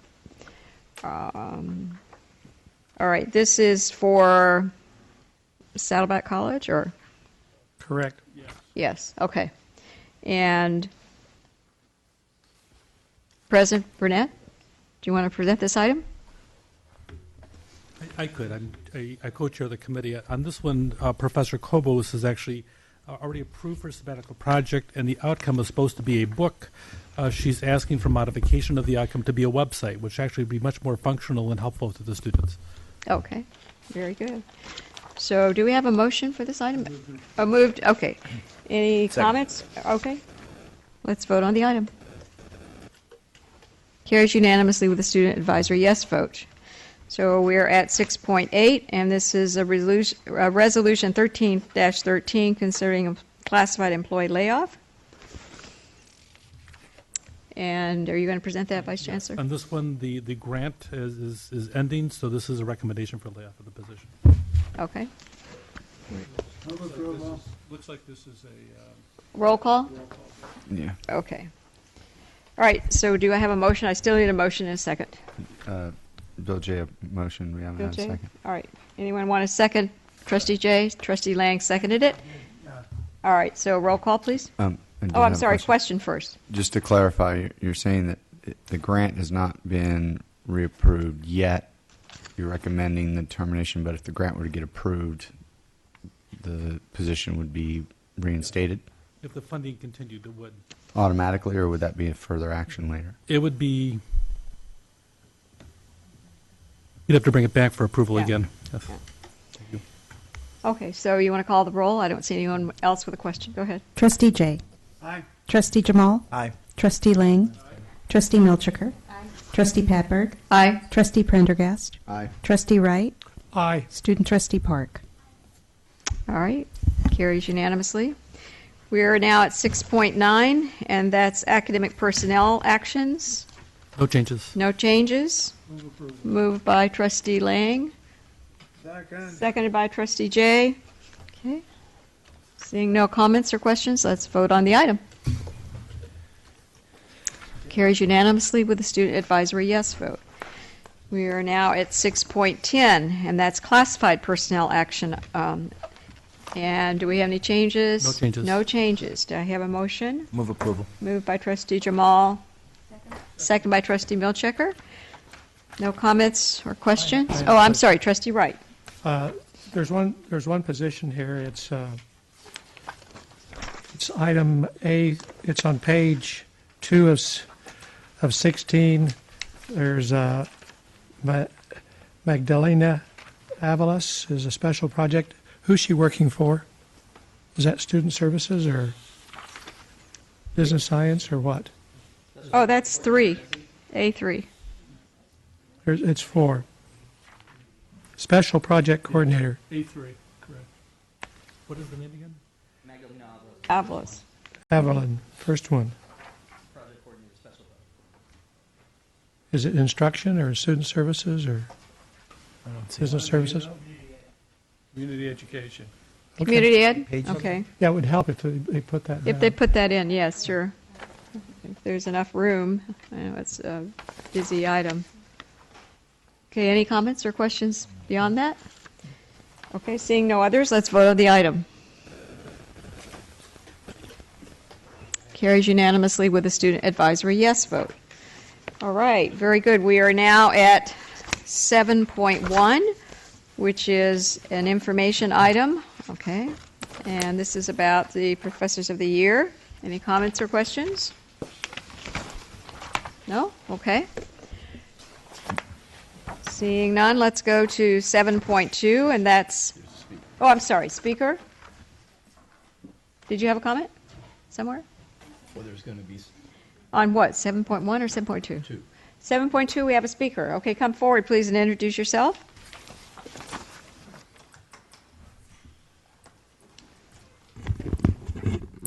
Good evening, President Padberg and members of the Board of Trustees.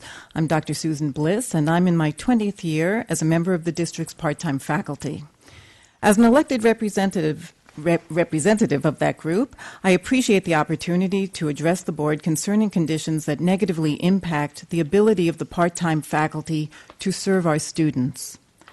According to figures recently published by the State Chancellor's Office, nearly 3/4 of the entire teaching faculty in our district is part-time, and they teach almost half of the courses offered.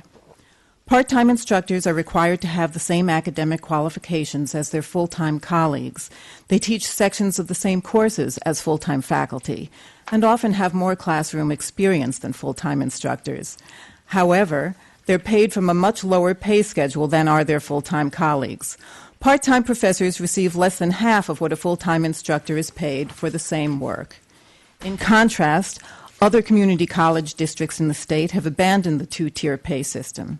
In these districts, all professors are placed on the same pay schedule, whether full-time or part-time, adhering to the principle of equal pay for equal work. Because of the lower pay scale for part-time faculty, many part-time instructors must teach at 2, 3, or 4 campuses in order to make a living wage. Or as one part-time professor reported, he teaches at a total of 8 courses at 4 different campuses, considerably more than a full-time instructor's course load, and now he cobbles together as much income as a full-time janitor in one of the districts, but without the janitor's health-related benefits. Part-time professors in our district may be hired again and again for years, for decades, but only as temporary employees whose assignments may be revoked at the last minute. Over the years, they may amass considerably more teaching time in the district than is needed for full-time instructors to qualify for tenure, yet they remain uncertain of reemployment rights every semester. It seems ironic that nearly 3/4 of our professors, all with advanced degrees, find themselves regularly in front of college students, urging them to persevere, saying that a college degree paves the way to success, when these very professors face chronically uncertain employment and lower pay, relying on unemployment benefits just to make ends meet. And please make no mistake, the teaching conditions of our faculty are the learning conditions of our students. A few years ago, I attended a meeting in which the president of Saddleback College said that, in order to support student success, it was of the highest priority for our students to have full access to their professors. And of course, he was right. Studies have repeatedly shown that student success and student retention are directly tied to the amount of student-faculty contact, both inside and outside the classroom. However, in reality today, students in almost half of our classes have no access to their professors outside of class because part-time faculty does not have office hours as the full-time faculty does. Moreover, part-time instructors do not have adequate, or more commonly any, office space in which to meet students. Naturally, when a student registers for a class, she doesn't know if the instructor is employed full or part-time. If the student ends up with a full-time faculty member, she will be able to meet with that instructor during scheduled office hours. However, if her professor is a part-time faculty member, the student can only hope that the instructor is able and willing to find a time and place to meet with her. Like other part-time professors, I've met with my students at the library, at outdoor picnic tables, at Starbucks, none of them ideal spots for in-depth student conferences. Some part-time faculty, understandably, do not meet with students outside of class at all. Many cannot meet with their students as much as they might wish to because they must teach at multiple campuses in order to meet basic living expenses and are left with little or no time or means to meet with students. As a result, almost 75% of the academic faculty in our district, teaching 48.8% of all courses, is unable to support the priority for students to have full access to their professors on a reliable basis. In addition, although part-timers constitute the significant majority of our teaching faculty, they are excluded from departmental decisions and from all academic committee work unless they want to volunteer. As a result, the district misses out on the input and ideas of educators who have a wealth of valuable experience they could be bringing to the day-to-day workings and future plans of the academic community, but sadly are not. These conditions are eroding the quality of education offered to our students. I know you will agree with me when I say that we owe more to our students and to the taxpayers who support them, and that if circumstances do not change, it is the students who will be the biggest losers. Whether a part-time or full-time faculty member, administration, or board member, we all share the same goal: to increase student success rates, to effectively educate our students, and to augment their ability to enter into productive lives. In order to meet that goal, we need to work collaboratively to address conditions that are negatively impacting our ability to serve the student population. Thank you.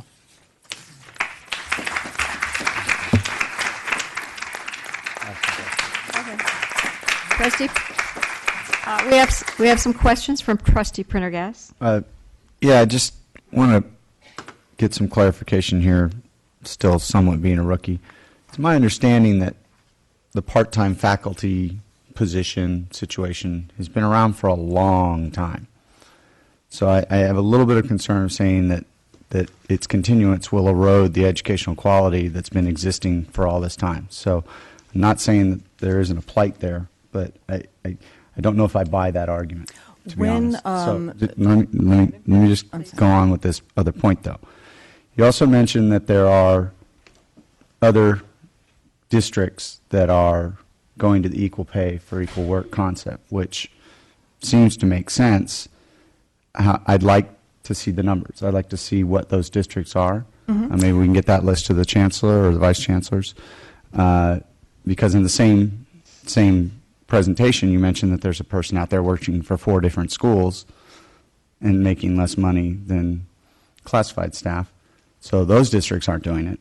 So we would need to know that. Mm-hmm. We can't just go on the statement many districts are doing it. But I do think that there is a plight, and I think that it's a concept worth looking at, but I want to make sure we do it right. Yes, we'd be I happy think to get that's that list something to that you. we'd need to bring back with a written report at a separate meeting. But I think it's a very good a question to ask, and I think that would be very helpful for all of us. Trustee Wright. There are also a number of people who are employed full-time who teach in the evenings part-time on their own, too. So that's a consideration also. Okay. Yes, but those people are not counted among the 73.8% of the part-time temporary employees. Are you sure? Yes, sir. Okay. Okay, we'll look at all of that. Trustee Jamal. Yes. Well, if you're a rookie trustee, Prendergast, I'm in the D League.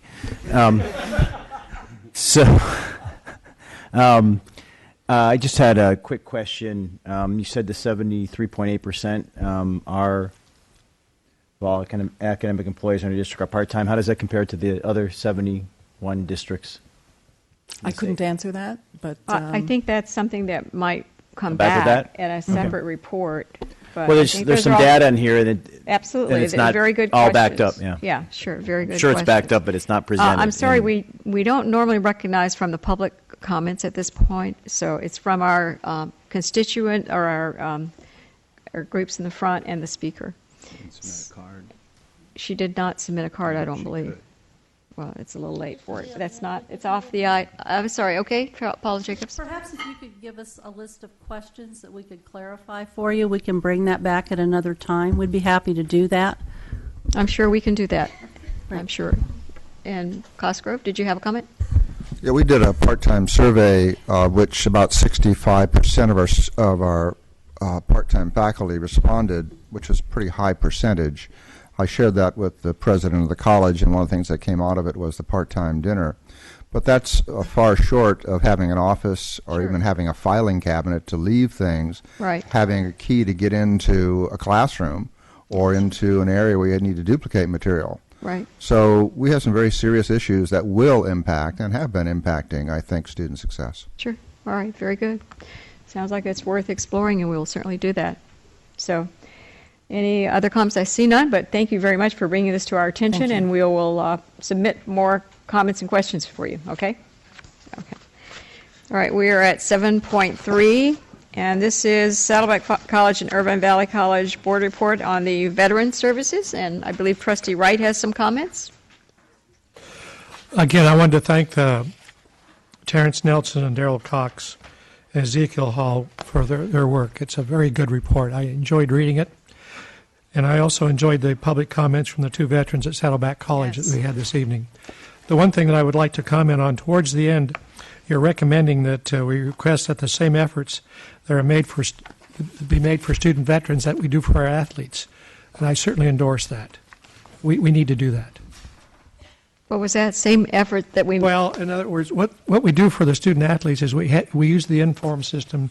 We have a number of statistics on performance and how many complete their courses and how many go on and so forth. Right. We really need those same statistics. So. Okay. Did you want to comment, President? Well, I just want to mention also, and one of the good examples of it, as they mentioned, is a scorecard, the athletic scorecard, or dashboard, I'm sorry. Dashboard. Yeah, dashboard. That, okay. They put together, which I believe is an excellent idea, and I think that's something not only for veterans services and veterans, our students, but also we can look at for many of our cohorts of students. So I think it was excellent, and thank you very much for actually bringing that up to Dean. And could you comment about reducing the space for our veterans? I can make lots of comments. Go for it. First off, this is the first I've heard from the students, and I apologize. I wish they had come to... Have they come to the vice president? Did they ever come to you? No, or to me, so we apologize for that. Second is, I walk by the Veterans Center just about every day. And every day, and as Dean Terrence Nelson will know and others, I'm the first to say that we do not have a big enough space. In fact, it has grown and grown and grown. So the students were exactly correct in that we have very much of a space need. The unfortunate thing is, in the bigger picture, is this is why the Gateway building is so desperately needed on Saddleback College's campus. And unfortunately, because of the state bond funding, it hasn't happened yet. But the long-term solution is we have wonderful space plans for a veterans center and everyone else under that new building the Gateway building. So that's the longer term issue. On the short term is we have looked for ways to expand the space, and in fact I'm a little surprised to hear that the space has been reduced, because in fact the square footage has actually been increased. Not only has that, is that we are going to be able to not only that, but give the ability for, and I hope the student veterans would be part of this, would have an ability to design the space exactly the way they would like to see it designed up there. In addition to that, as you know, we're bringing over as a one-stop center, as we're called, a true one-stop, as we're moving over the Veterans Payment Office to be right next door to the Veterans Center to bring tremendous synergies for the Veterans Center as well. I will say there's a lot of, as any changes, there's always a little hiccups, and there's a little bit of bringing two cultures together. We're merging two areas to be next door to each other. There's a lot of cohabitation. But what I'm going to do next is ask Dean Terrence Nelson to meet with these students as well as with Vice President Avalos. And if need be, I will myself to find out specifically what the concerns are. Because as I said, I would hope, and I know Dean Terrence Nelson, he has been involved in, I would think, very much in these this processes along the way. Hopefully that's been helpful. Okay. And we have, did you want to come forward, Vice Chancellor? Oh, she's the next item. Okay. All right. So, well, I thought we were at 7.4. Madam President, can I just have one question? Right? Oh, I'm sorry. Are we still on the report? Go ahead. Just a question. I think the number you put in the report that between the Irvine Valley College and Saddleback College are about 1,500 or 1,600 veterans. Well, just a clarity on that. Go ahead. Yeah, come to the podium, please.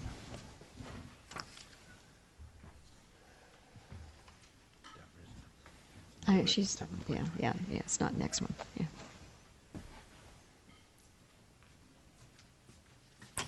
Terrence Nelson. I'm the Dean of Transfer, Career, and Special Programs. In our field, we use many different figures to assess this. We don't really rely on CCC Apply and the actual student attributes because there's so much variance. I spoke to that in the report. Self-reporting, students that have to bring in certain residency documents so they fall on and off. I had one term where 5 of my student veteran employees, only one of them was flagged as a student veteran in that system. So we're working on cleaning that up. The number that I would use is the unduplicated VA benefit recipients each term. Term by term, it changes. It's a new cohort. So a given term, we're looking at 600 to 700 that are receiving benefits. Now, if you're assessing the total number of student veterans that receive services and support at the college, you probably look at doubling that number. So my question I was getting to is it possible the number is actually higher than what's in this report? Yeah. Much higher. Okay. Okay, thank you very much. Very interesting. All right, seeing no other comments or questions, we're at 7.4, and that is Saddleback. I'm sorry, was there a comment? I spoke. Did you want to speak? No. Okay. Saddleback College and Irvine Valley College speakers report 7.4. Comments or questions about that? Seeing none, we'll go to 7.5, and that is becoming fiscally accountable. And Vice Chancellor of Deborah Fitzsimmons is going to present that item. Good evening, Board of Trustees, Chairperson Padberg. Okay, you're probably wondering, what is fiscal accountability? I mean, aren't we already fiscal accountable at this district? Yes, we are very good stewards of our financial resources, but that's not what this presentation is about. Fiscal accountability has a certain connotation within Ed Code, Section 85266. And what it means is that districts would take full responsibility and accountability for issuing non-payroll vendor checks. We currently use the Orange County Office of Education to process all of our checks. That means we physically send our checks after we produce them to the Orange County Office of Department of Education. They do a review and audit there, and then we physically transport them back to our district, at which point we then distribute them to the vendors or to our employees for reimbursements. The fiscal accountability in this Ed Code section is a little bit different from fiscal independence. And fiscal independence means that a district takes full responsibility for both the payroll and the non-payroll related items. And that's not what we're interested in doing here. Right now, we have our payroll being processed through the county as well. We do a lot of prep work within our payroll department, but we're not even interested in taking on full accountability for all of our payroll operations. The majority of the multi-college districts in the state are fiscally accountable right now, and which means that they process their own non-payroll checks, ensure the proper oversight of those payments, and then audit the payments.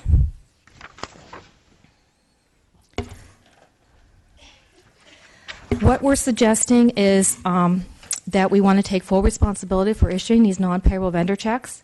And the reason we want to do that is that we want to have faster turnaround for our checks.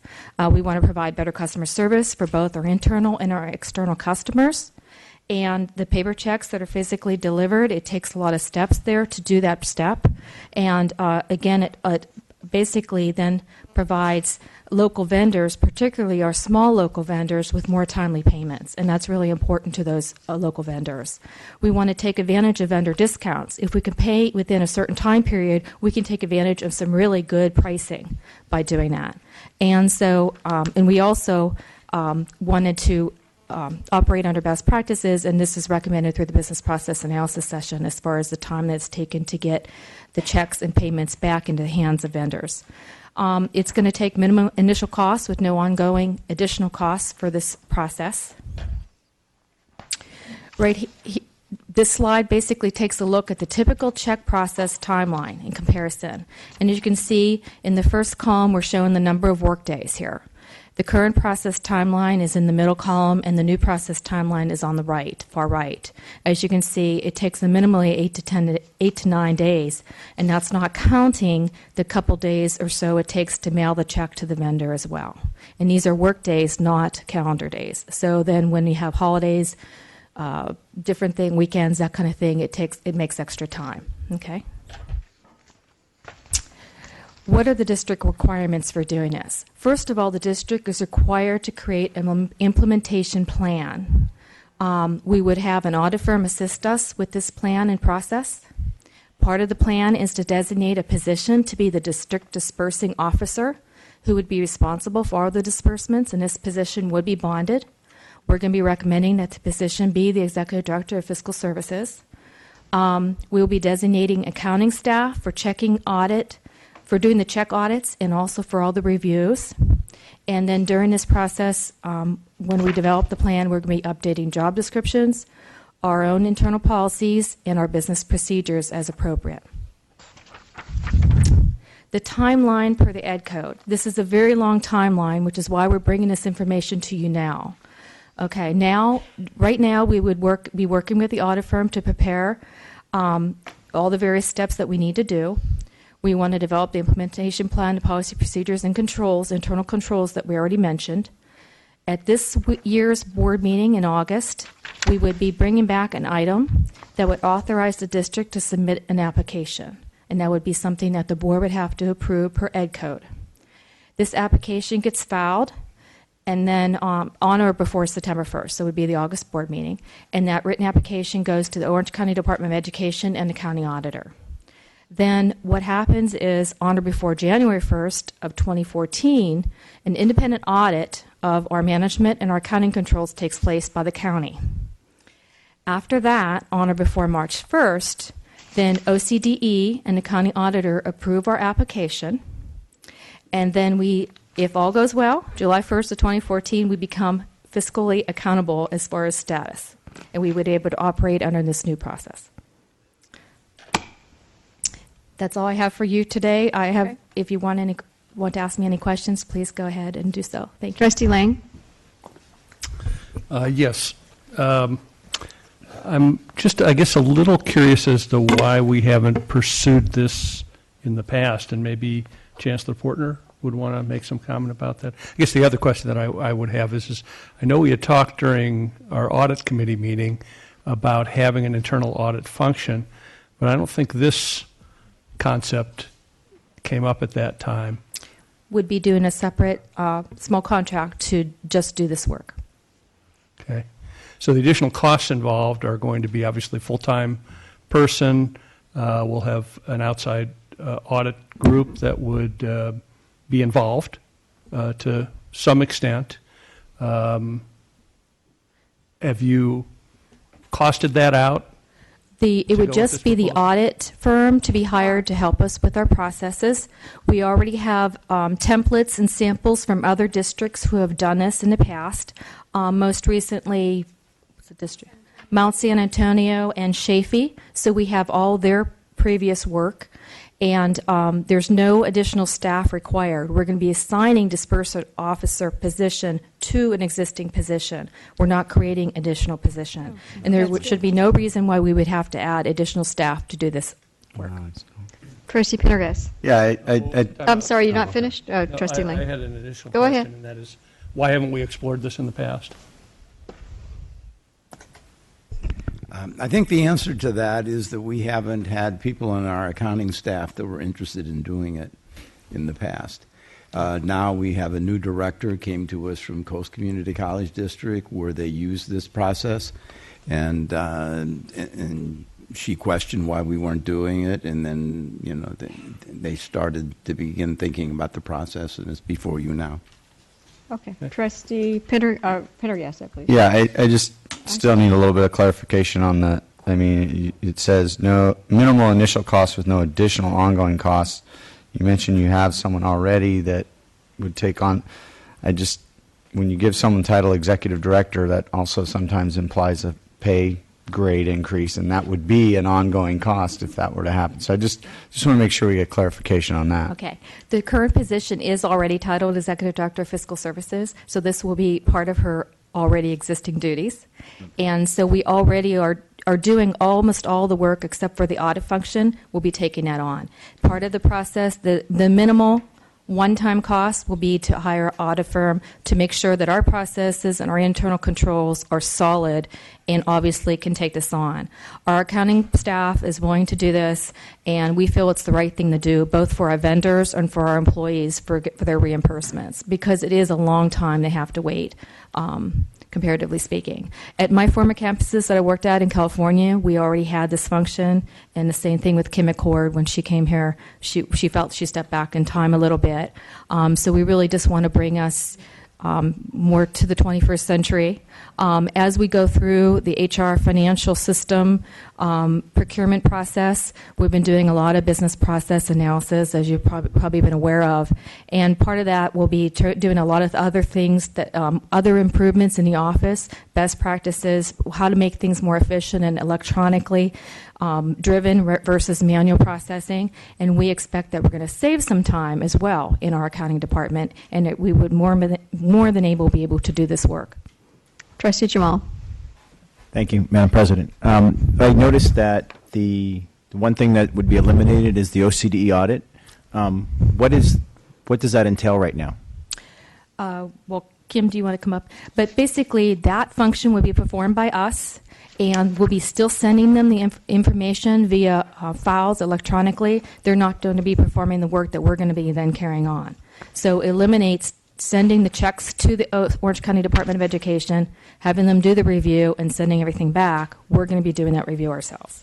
So are you saying right now it's essentially duplicative, the process? In essence, yes, but we just don't have the fiscal accountability status that we've been doing that for years. Kim? Yeah, we really do the full audit function here. We make sure everything is appropriate. We have documentation. We have contracts in place. We do all of that, but the county is an extra step. So when they look at a payment, if it's a large amount, they want the contract, and we send them the contract. They make sure it's okay, and that's the thing that takes a lot longer in the process. And if we have a batch of 100 checks and they want to look at one and it takes a week to look at it, the whole batch gets held up. But we feel we already do this completely. There's very rare any problem with any check that the county, we've missed something. So all we need to do is tighten our controls and make sure we have everything in place that meets their requirements. So last question. So overall, I don't know what that's all about. Improved timeliness and cost Yeah, efficiencies as well? Cost efficiency? In Both? my experience, you print the checks one day, you send the file to the county so they can update their records, update the bank files, and the next day the checks are released. And what we would do is simply corner off one individual who processes invoices now and have them not capable of processing invoices, so they would be independent from that, and they would do the audit function. Thanks. Okay. One of the other cost efficiencies that I did mention is price price discounts. Vendors do offer that. We can't take advantage of that right now because our time that it takes to produce the checks and get the payments to the vendors doesn't allow for those opportunities. So that's one thing we'd like to be able to explore. We have a lot of business that we do, as complex and large as we are, in the course of annual budgets, as you can imagine, and to be able to take advantage of some of those price discounts that vendors do often offer because of more timely payments. We want to be able to do that and save the district some money. Trustee Lang. Yes, just a couple more questions. The county does not charge us anything for the function that they're performing now. Is that No, they do not. Okay. And have any of the districts that you're aware of that are using this system, have any of them had any problems with fraud, other issues of things falling through the cracks without the extra review? Not that I'm aware of. I mean, obviously, with the majority of the multi-college districts doing this fiscal accountability process, I'm sure there's things that might come up. I can't speak for the other districts. I can speak for our district. We are going to make sure that the internal controls are there. You will see that as we bring things back to you, just to make sure that your comfort level is there before we go through this full approval. But we are determined to make sure that we have all controls in place that are necessary. Trustee Milchiker, did you want to speak? Yeah, I just wanted to know if the Orange County Department of Education supports this change that we're making right now. Yes, they do. They're going to help us with the process. Okay. Yeah. Thank you so much. Oh, we don't have to do as much. Yeah, 2 of the other districts in the county already are. The only district in our county that isn't is North Orange. We're not sure why they are still. I'm sorry. I thought it was North Orange. It's Rancho. I'm sorry, Rancho Santiago. They're not fiscally accountable. We're not sure why, but the other 2 are. So we would make the third. And as you look, as I said, as when you get to the multi-college districts and the complexities, to have this extra timeline is pretty problematic for our vendors. Okay, sounds like a great plan. Thank you very much. Seeing no other comments, we'll support you moving forward. It's not an action item, obviously, so we'll come back to us. We will be bringing it back in August. Yes, right. All right, we're at 7.6. That's a list of board requested reports. Any comments about that? Just a way of tracking our requested reports. 7.7, basic aid report. Questions or comments? Seeing none. 7.8, facilities plan status report. Okay, no comments or questions. 7.9, monthly financial status report. Okay, moving right on to 7.10, retiree trust fund report. Just a quick question on that. Yes, Trustee Lang. I think this is the area that we did have a problem with before, that they came back with a much higher amount of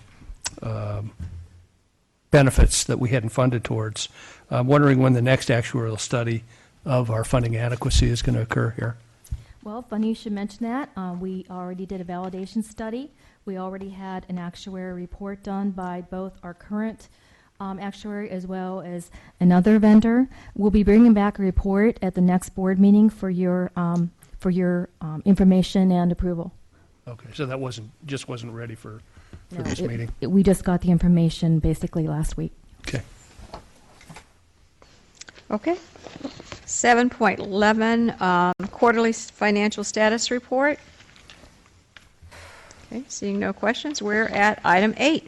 These are reports from administration and governance groups, and we'll start with Saddleback College Academic Senate. Thank you.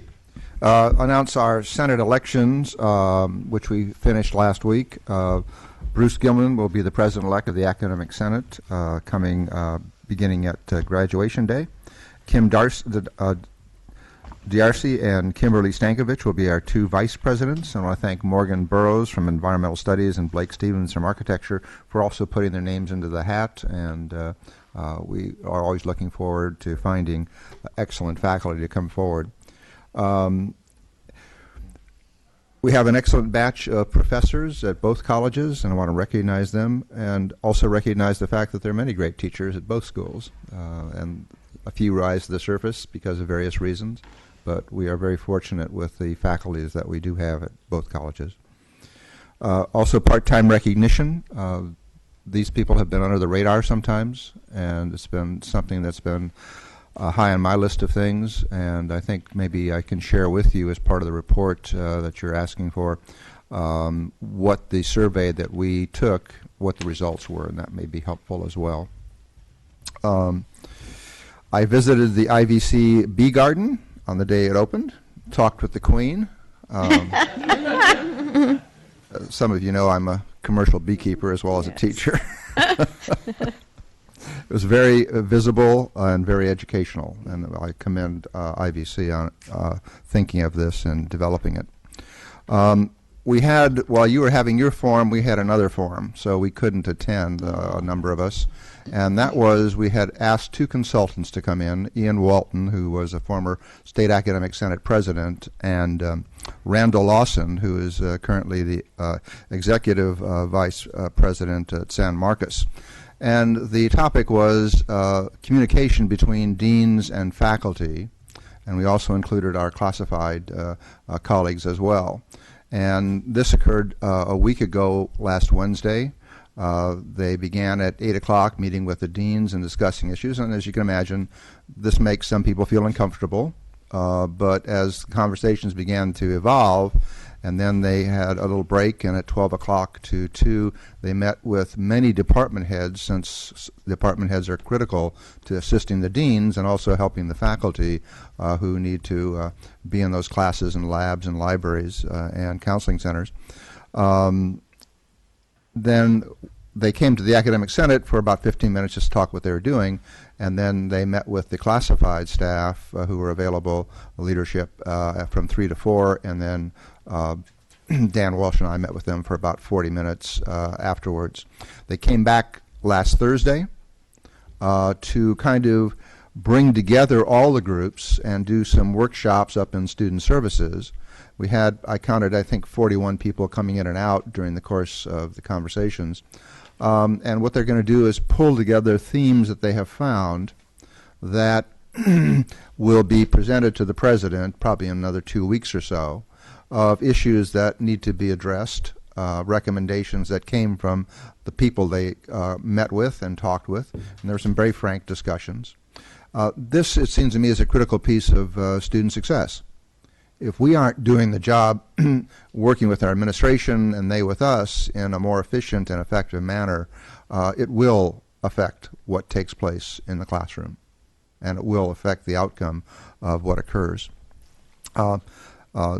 The president of the college and I sent letters to all of the colleagues in our college, so it was a joint effort to, again, recognize and emphasize the positive side of bringing together problems that we see or perceive and want to address them. I've also recommended to the president that the two gentlemen be invited back in the fall to put a little pressure on us to say, hey, where have you gone from the time we dropped these recommendations off to when we're coming back? And why have you not done this? And hey, this you've done very well. Looks like this is a real improvement for you. So it's something we're very proud of. And finally, I'd like to welcome Kathy Worley to the Saddleback College community, and to thank Don Boucher for his excellent work. I did notice on his desk a flyer to the Bahamas in July, I think it was. Thank you very much. All right, and our, let's see, we're going to go to our Faculty Association with Paula Jacobs. Well, you've already heard from us this evening, so I just have a couple of comments. First of all, I would like to reiterate that we'd be happy to engage in a conversation with you about part-time faculty compensation and working conditions. So you ask the questions and we'll try to provide the answers from our perspective. And secondly, we're very appreciative that we are finally going to have a permanent facility for the Faculty Association, and we're looking forward to moving into the little cottage up on the hill. And where is that? At the main entrance, right? At Marguerite and yes. College Drive. Great location. Former yes. faculty club. Okay, then. All right, Irvine Valley College Academic Senate President Kathy Smidler. Thank you. I'd like to congratulate all the faculty of the year, and as Glenn said, they and the rest of us also do a fantastic job, so I recommend all of us to you. Thank you. Absolutely. And I'd also like to congratulate Kathy Worley, of course. She will be very sorely missed at IVC, but I do know where her new office is going to be. Okay. I'd also like to thank the board members who were able to attend the forum at IVC. It was wonderful to see so many of you there. I understand that why the other ones couldn't come, but we really did appreciate that 5 of you showed up, and that was really wonderful, whether or not we asked a lot of questions. The IVC faculty, for some reason, have seen fit to re-elect Bob Urell as Vice President and myself as President of the IVC Academic Senate, so you will have me to kick around anymore. You won't be able to get rid of me yet. We've accomplished a great deal this year, I think, including, of course, our curriculum revisions that have come to you, writing new courses and developing and refining programs, all of which have come to you, and also a whole lot of internal housekeeping up at the college. I think we've been doing a very good job. Excuse me. The participation of our faculty, both faculties, all of our faculty, in participatory governance is really important for the good functioning of the colleges and of the district as a whole. And I hope that you, as I do, welcome increased participation and cooperation among all of the members of our community. And we at IVC look forward to working with next year's Saddleback Academic Senate, and especially, of course, their officers, and to continue this year's very collegial and collaborative relationships that have been, I think, very fruitful and certainly pleasant. Thank you. Great. Our Associate Vice Chancellor of Economic Development. Thank you. No report tonight. Okay, very good. And our Vice Chancellor of Technology and Learning Services. I'll highlight some of our outreach activities. We hosted Dr. Douglas Houston. He's the Chancellor of the Yuba District. He's formed a consortium of some Northern California colleges. They're interested in some software we created, both for student success and to find some efficiencies. Speaking of efficiencies, Jim Gaston and I presented at Microsoft's CIO, Educational CIO Conference in Redmond, and we did it from this building via telepresence. Super. We've been meeting with a well-known think tank, MDRC, as well as a faculty member from Stanford, about the prospect of using grant money to evaluate MAP and Sherpa, some of the students' success software that we've created.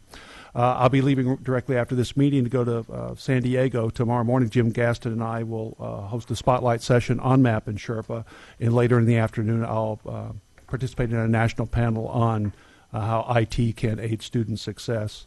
I recently keynoted the California Community College Chancellor's Office Purchasing Conference, and this Thursday, I'll be traveling to UCLA. They've asked me to come speak to their graduate students and postdocs about the prospect of online instruction after they graduate.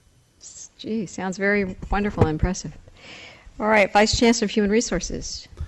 Tomorrow I'll be keynoting the Human Resources Committee meeting.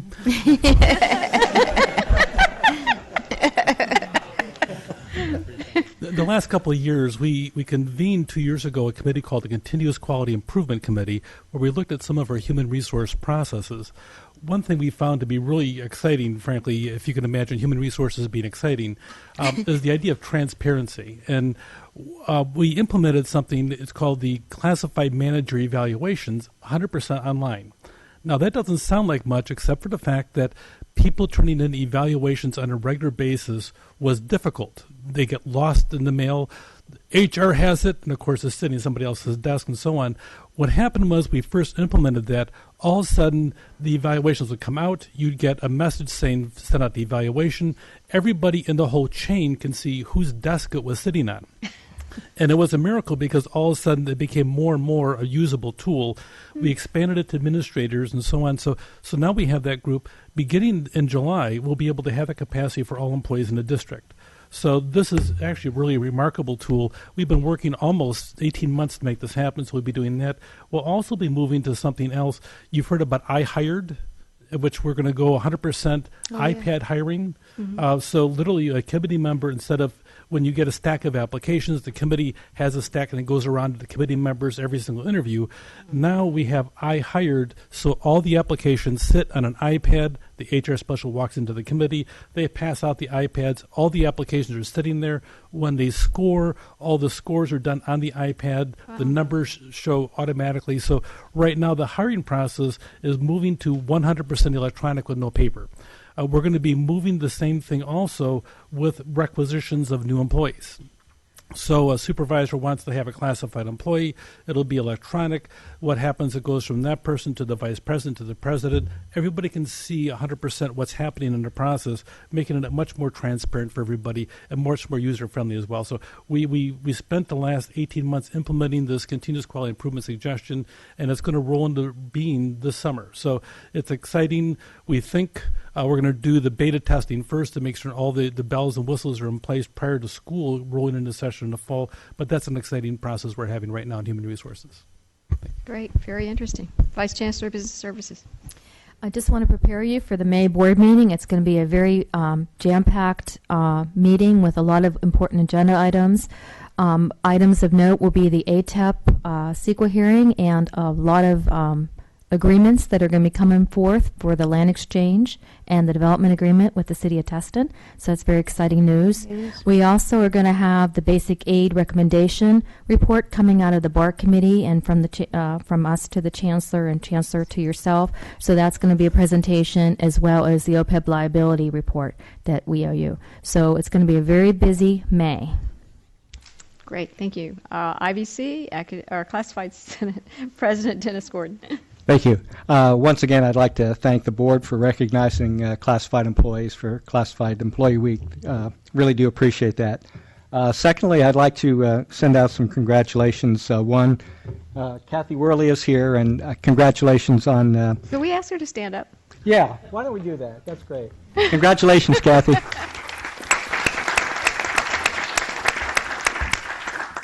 I'm really excited for her, but we're really torn because she's been great to work with, and she's been a fantastic support of classified staff at IBC, so we're going to miss her.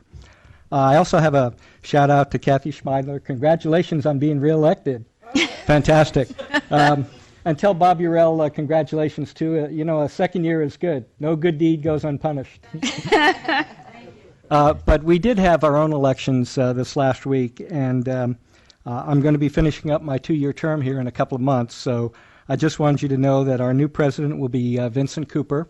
He's a 25-year employee of the district. Most of you probably know Vince. He's a great guy. He's going to be taking over as president on July 1st. Our president-elect is Karen Martin, who works in our Performing Arts Center. Secretary-Treasurer is Carol Dana. She's another 22-year veteran of the district. I think you all know Carol Dana. Joe San Juan is going to be our webmaster, and I will have a 2-year term as past president, but Vince will be here on starting July 1st. So thank you again. It's been fun. Okay, great. Our CSEA president. Thank you, Madam President, members of the board. For the last 2 Board of Trustee meetings, I've introduced myself as Scott Ferguson Green, the first Vice President, CSEA Chapter 586. This meeting, I'd like to introduce myself, same name, but I'm now the chapter president. And I can promise you it wasn't a military coup. The former president, Russell Hamilton, he had some circumstances in his life that where he made the decision that he needed to devote more time to take care of those circumstances, and he wanted to actually be able to devote the time needed as president. And so he made that decision. We do want to thank him for his service and his work that he did as chapter president. We also wanted to thank you for recognizing the classified employees by resolution. We appreciate that very much. At our last chapter meeting, we selected delegates for the CSEA conference, which is coming up in July. There will be 4 delegates plus myself.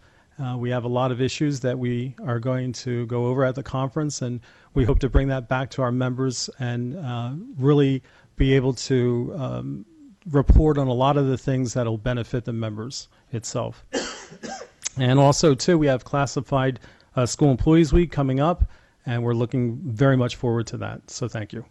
Okay, and Saddleback College President, Classified Senate, Don Minio. Thank you. And I'll eliminate the stuff that everyone else talked about. Sorry I didn't attend your forum on Thursday. I did have a conflict with another meeting, and this last 2 months of the year's academic year is always double booking or triple booking sometimes. You heard about just planning, part of that input that you received, and we thank Deborah Fitzsimmons for her leadership in the budget process analysis, where we actually looked at the process that we go through and all those extra steps. And you'll hear more about it, but it's nice to hear that our reimbursements would be a little bit quicker, because a lot of our vendors and also our employees also get reimbursed at all levels. And sometimes when it's delayed, people are not so outgoing with their credit card. But hopefully this new process will solve those problems as well. You heard the frustration of the part-timers, and also you've heard me talk many times about the increasing part-timers and people that are not even permanent employees. And we're hiring more and more part-timers, as you can see in our agenda tonight. And it is kind of troublesome for us. So off to student success and staff development. The staff development recommendations were at least a minimum of 5 days through the state. And our district should be very proud that we offer many more than 5 days, really, to all groups, including classified. Although I've talked about how it's difficult for us to attend in-service during registration, the week before school starts, but we do offer a lot of activities and training and knowing how to deal with many different situations. In fact, at the end of May, we're planning a CPR class for the classified staff here at Saddleback. Just to keep on going, we're going to have elections in May, and then our new term starts July 1st, but that person's already selected. It's Mike Sauter, and you'll see him soon. Another thing is thank you to Dr. Donald Boucher. He's worked for this college and this district for many years, and we really appreciate his service, and he's been a big supporter for classified, so I thank him. And also, just to leave on a wonderful note, Deborah Kerr, who's the women's athletic trainer here at Saddleback, actually got the Athletic Trainer of the Year this year from their association. It was given in San Mateo. And she actually wrote up some medical guidelines dealing with different things on the athletic field. So just to know that we are involved in many aspects of the college, including student success. And we're going to be here again throughout the year. We don't leave for summer. Thank you very much, and we have no doubt about that. All right, that concludes our meeting tonight. So thank you everyone for coming and participating.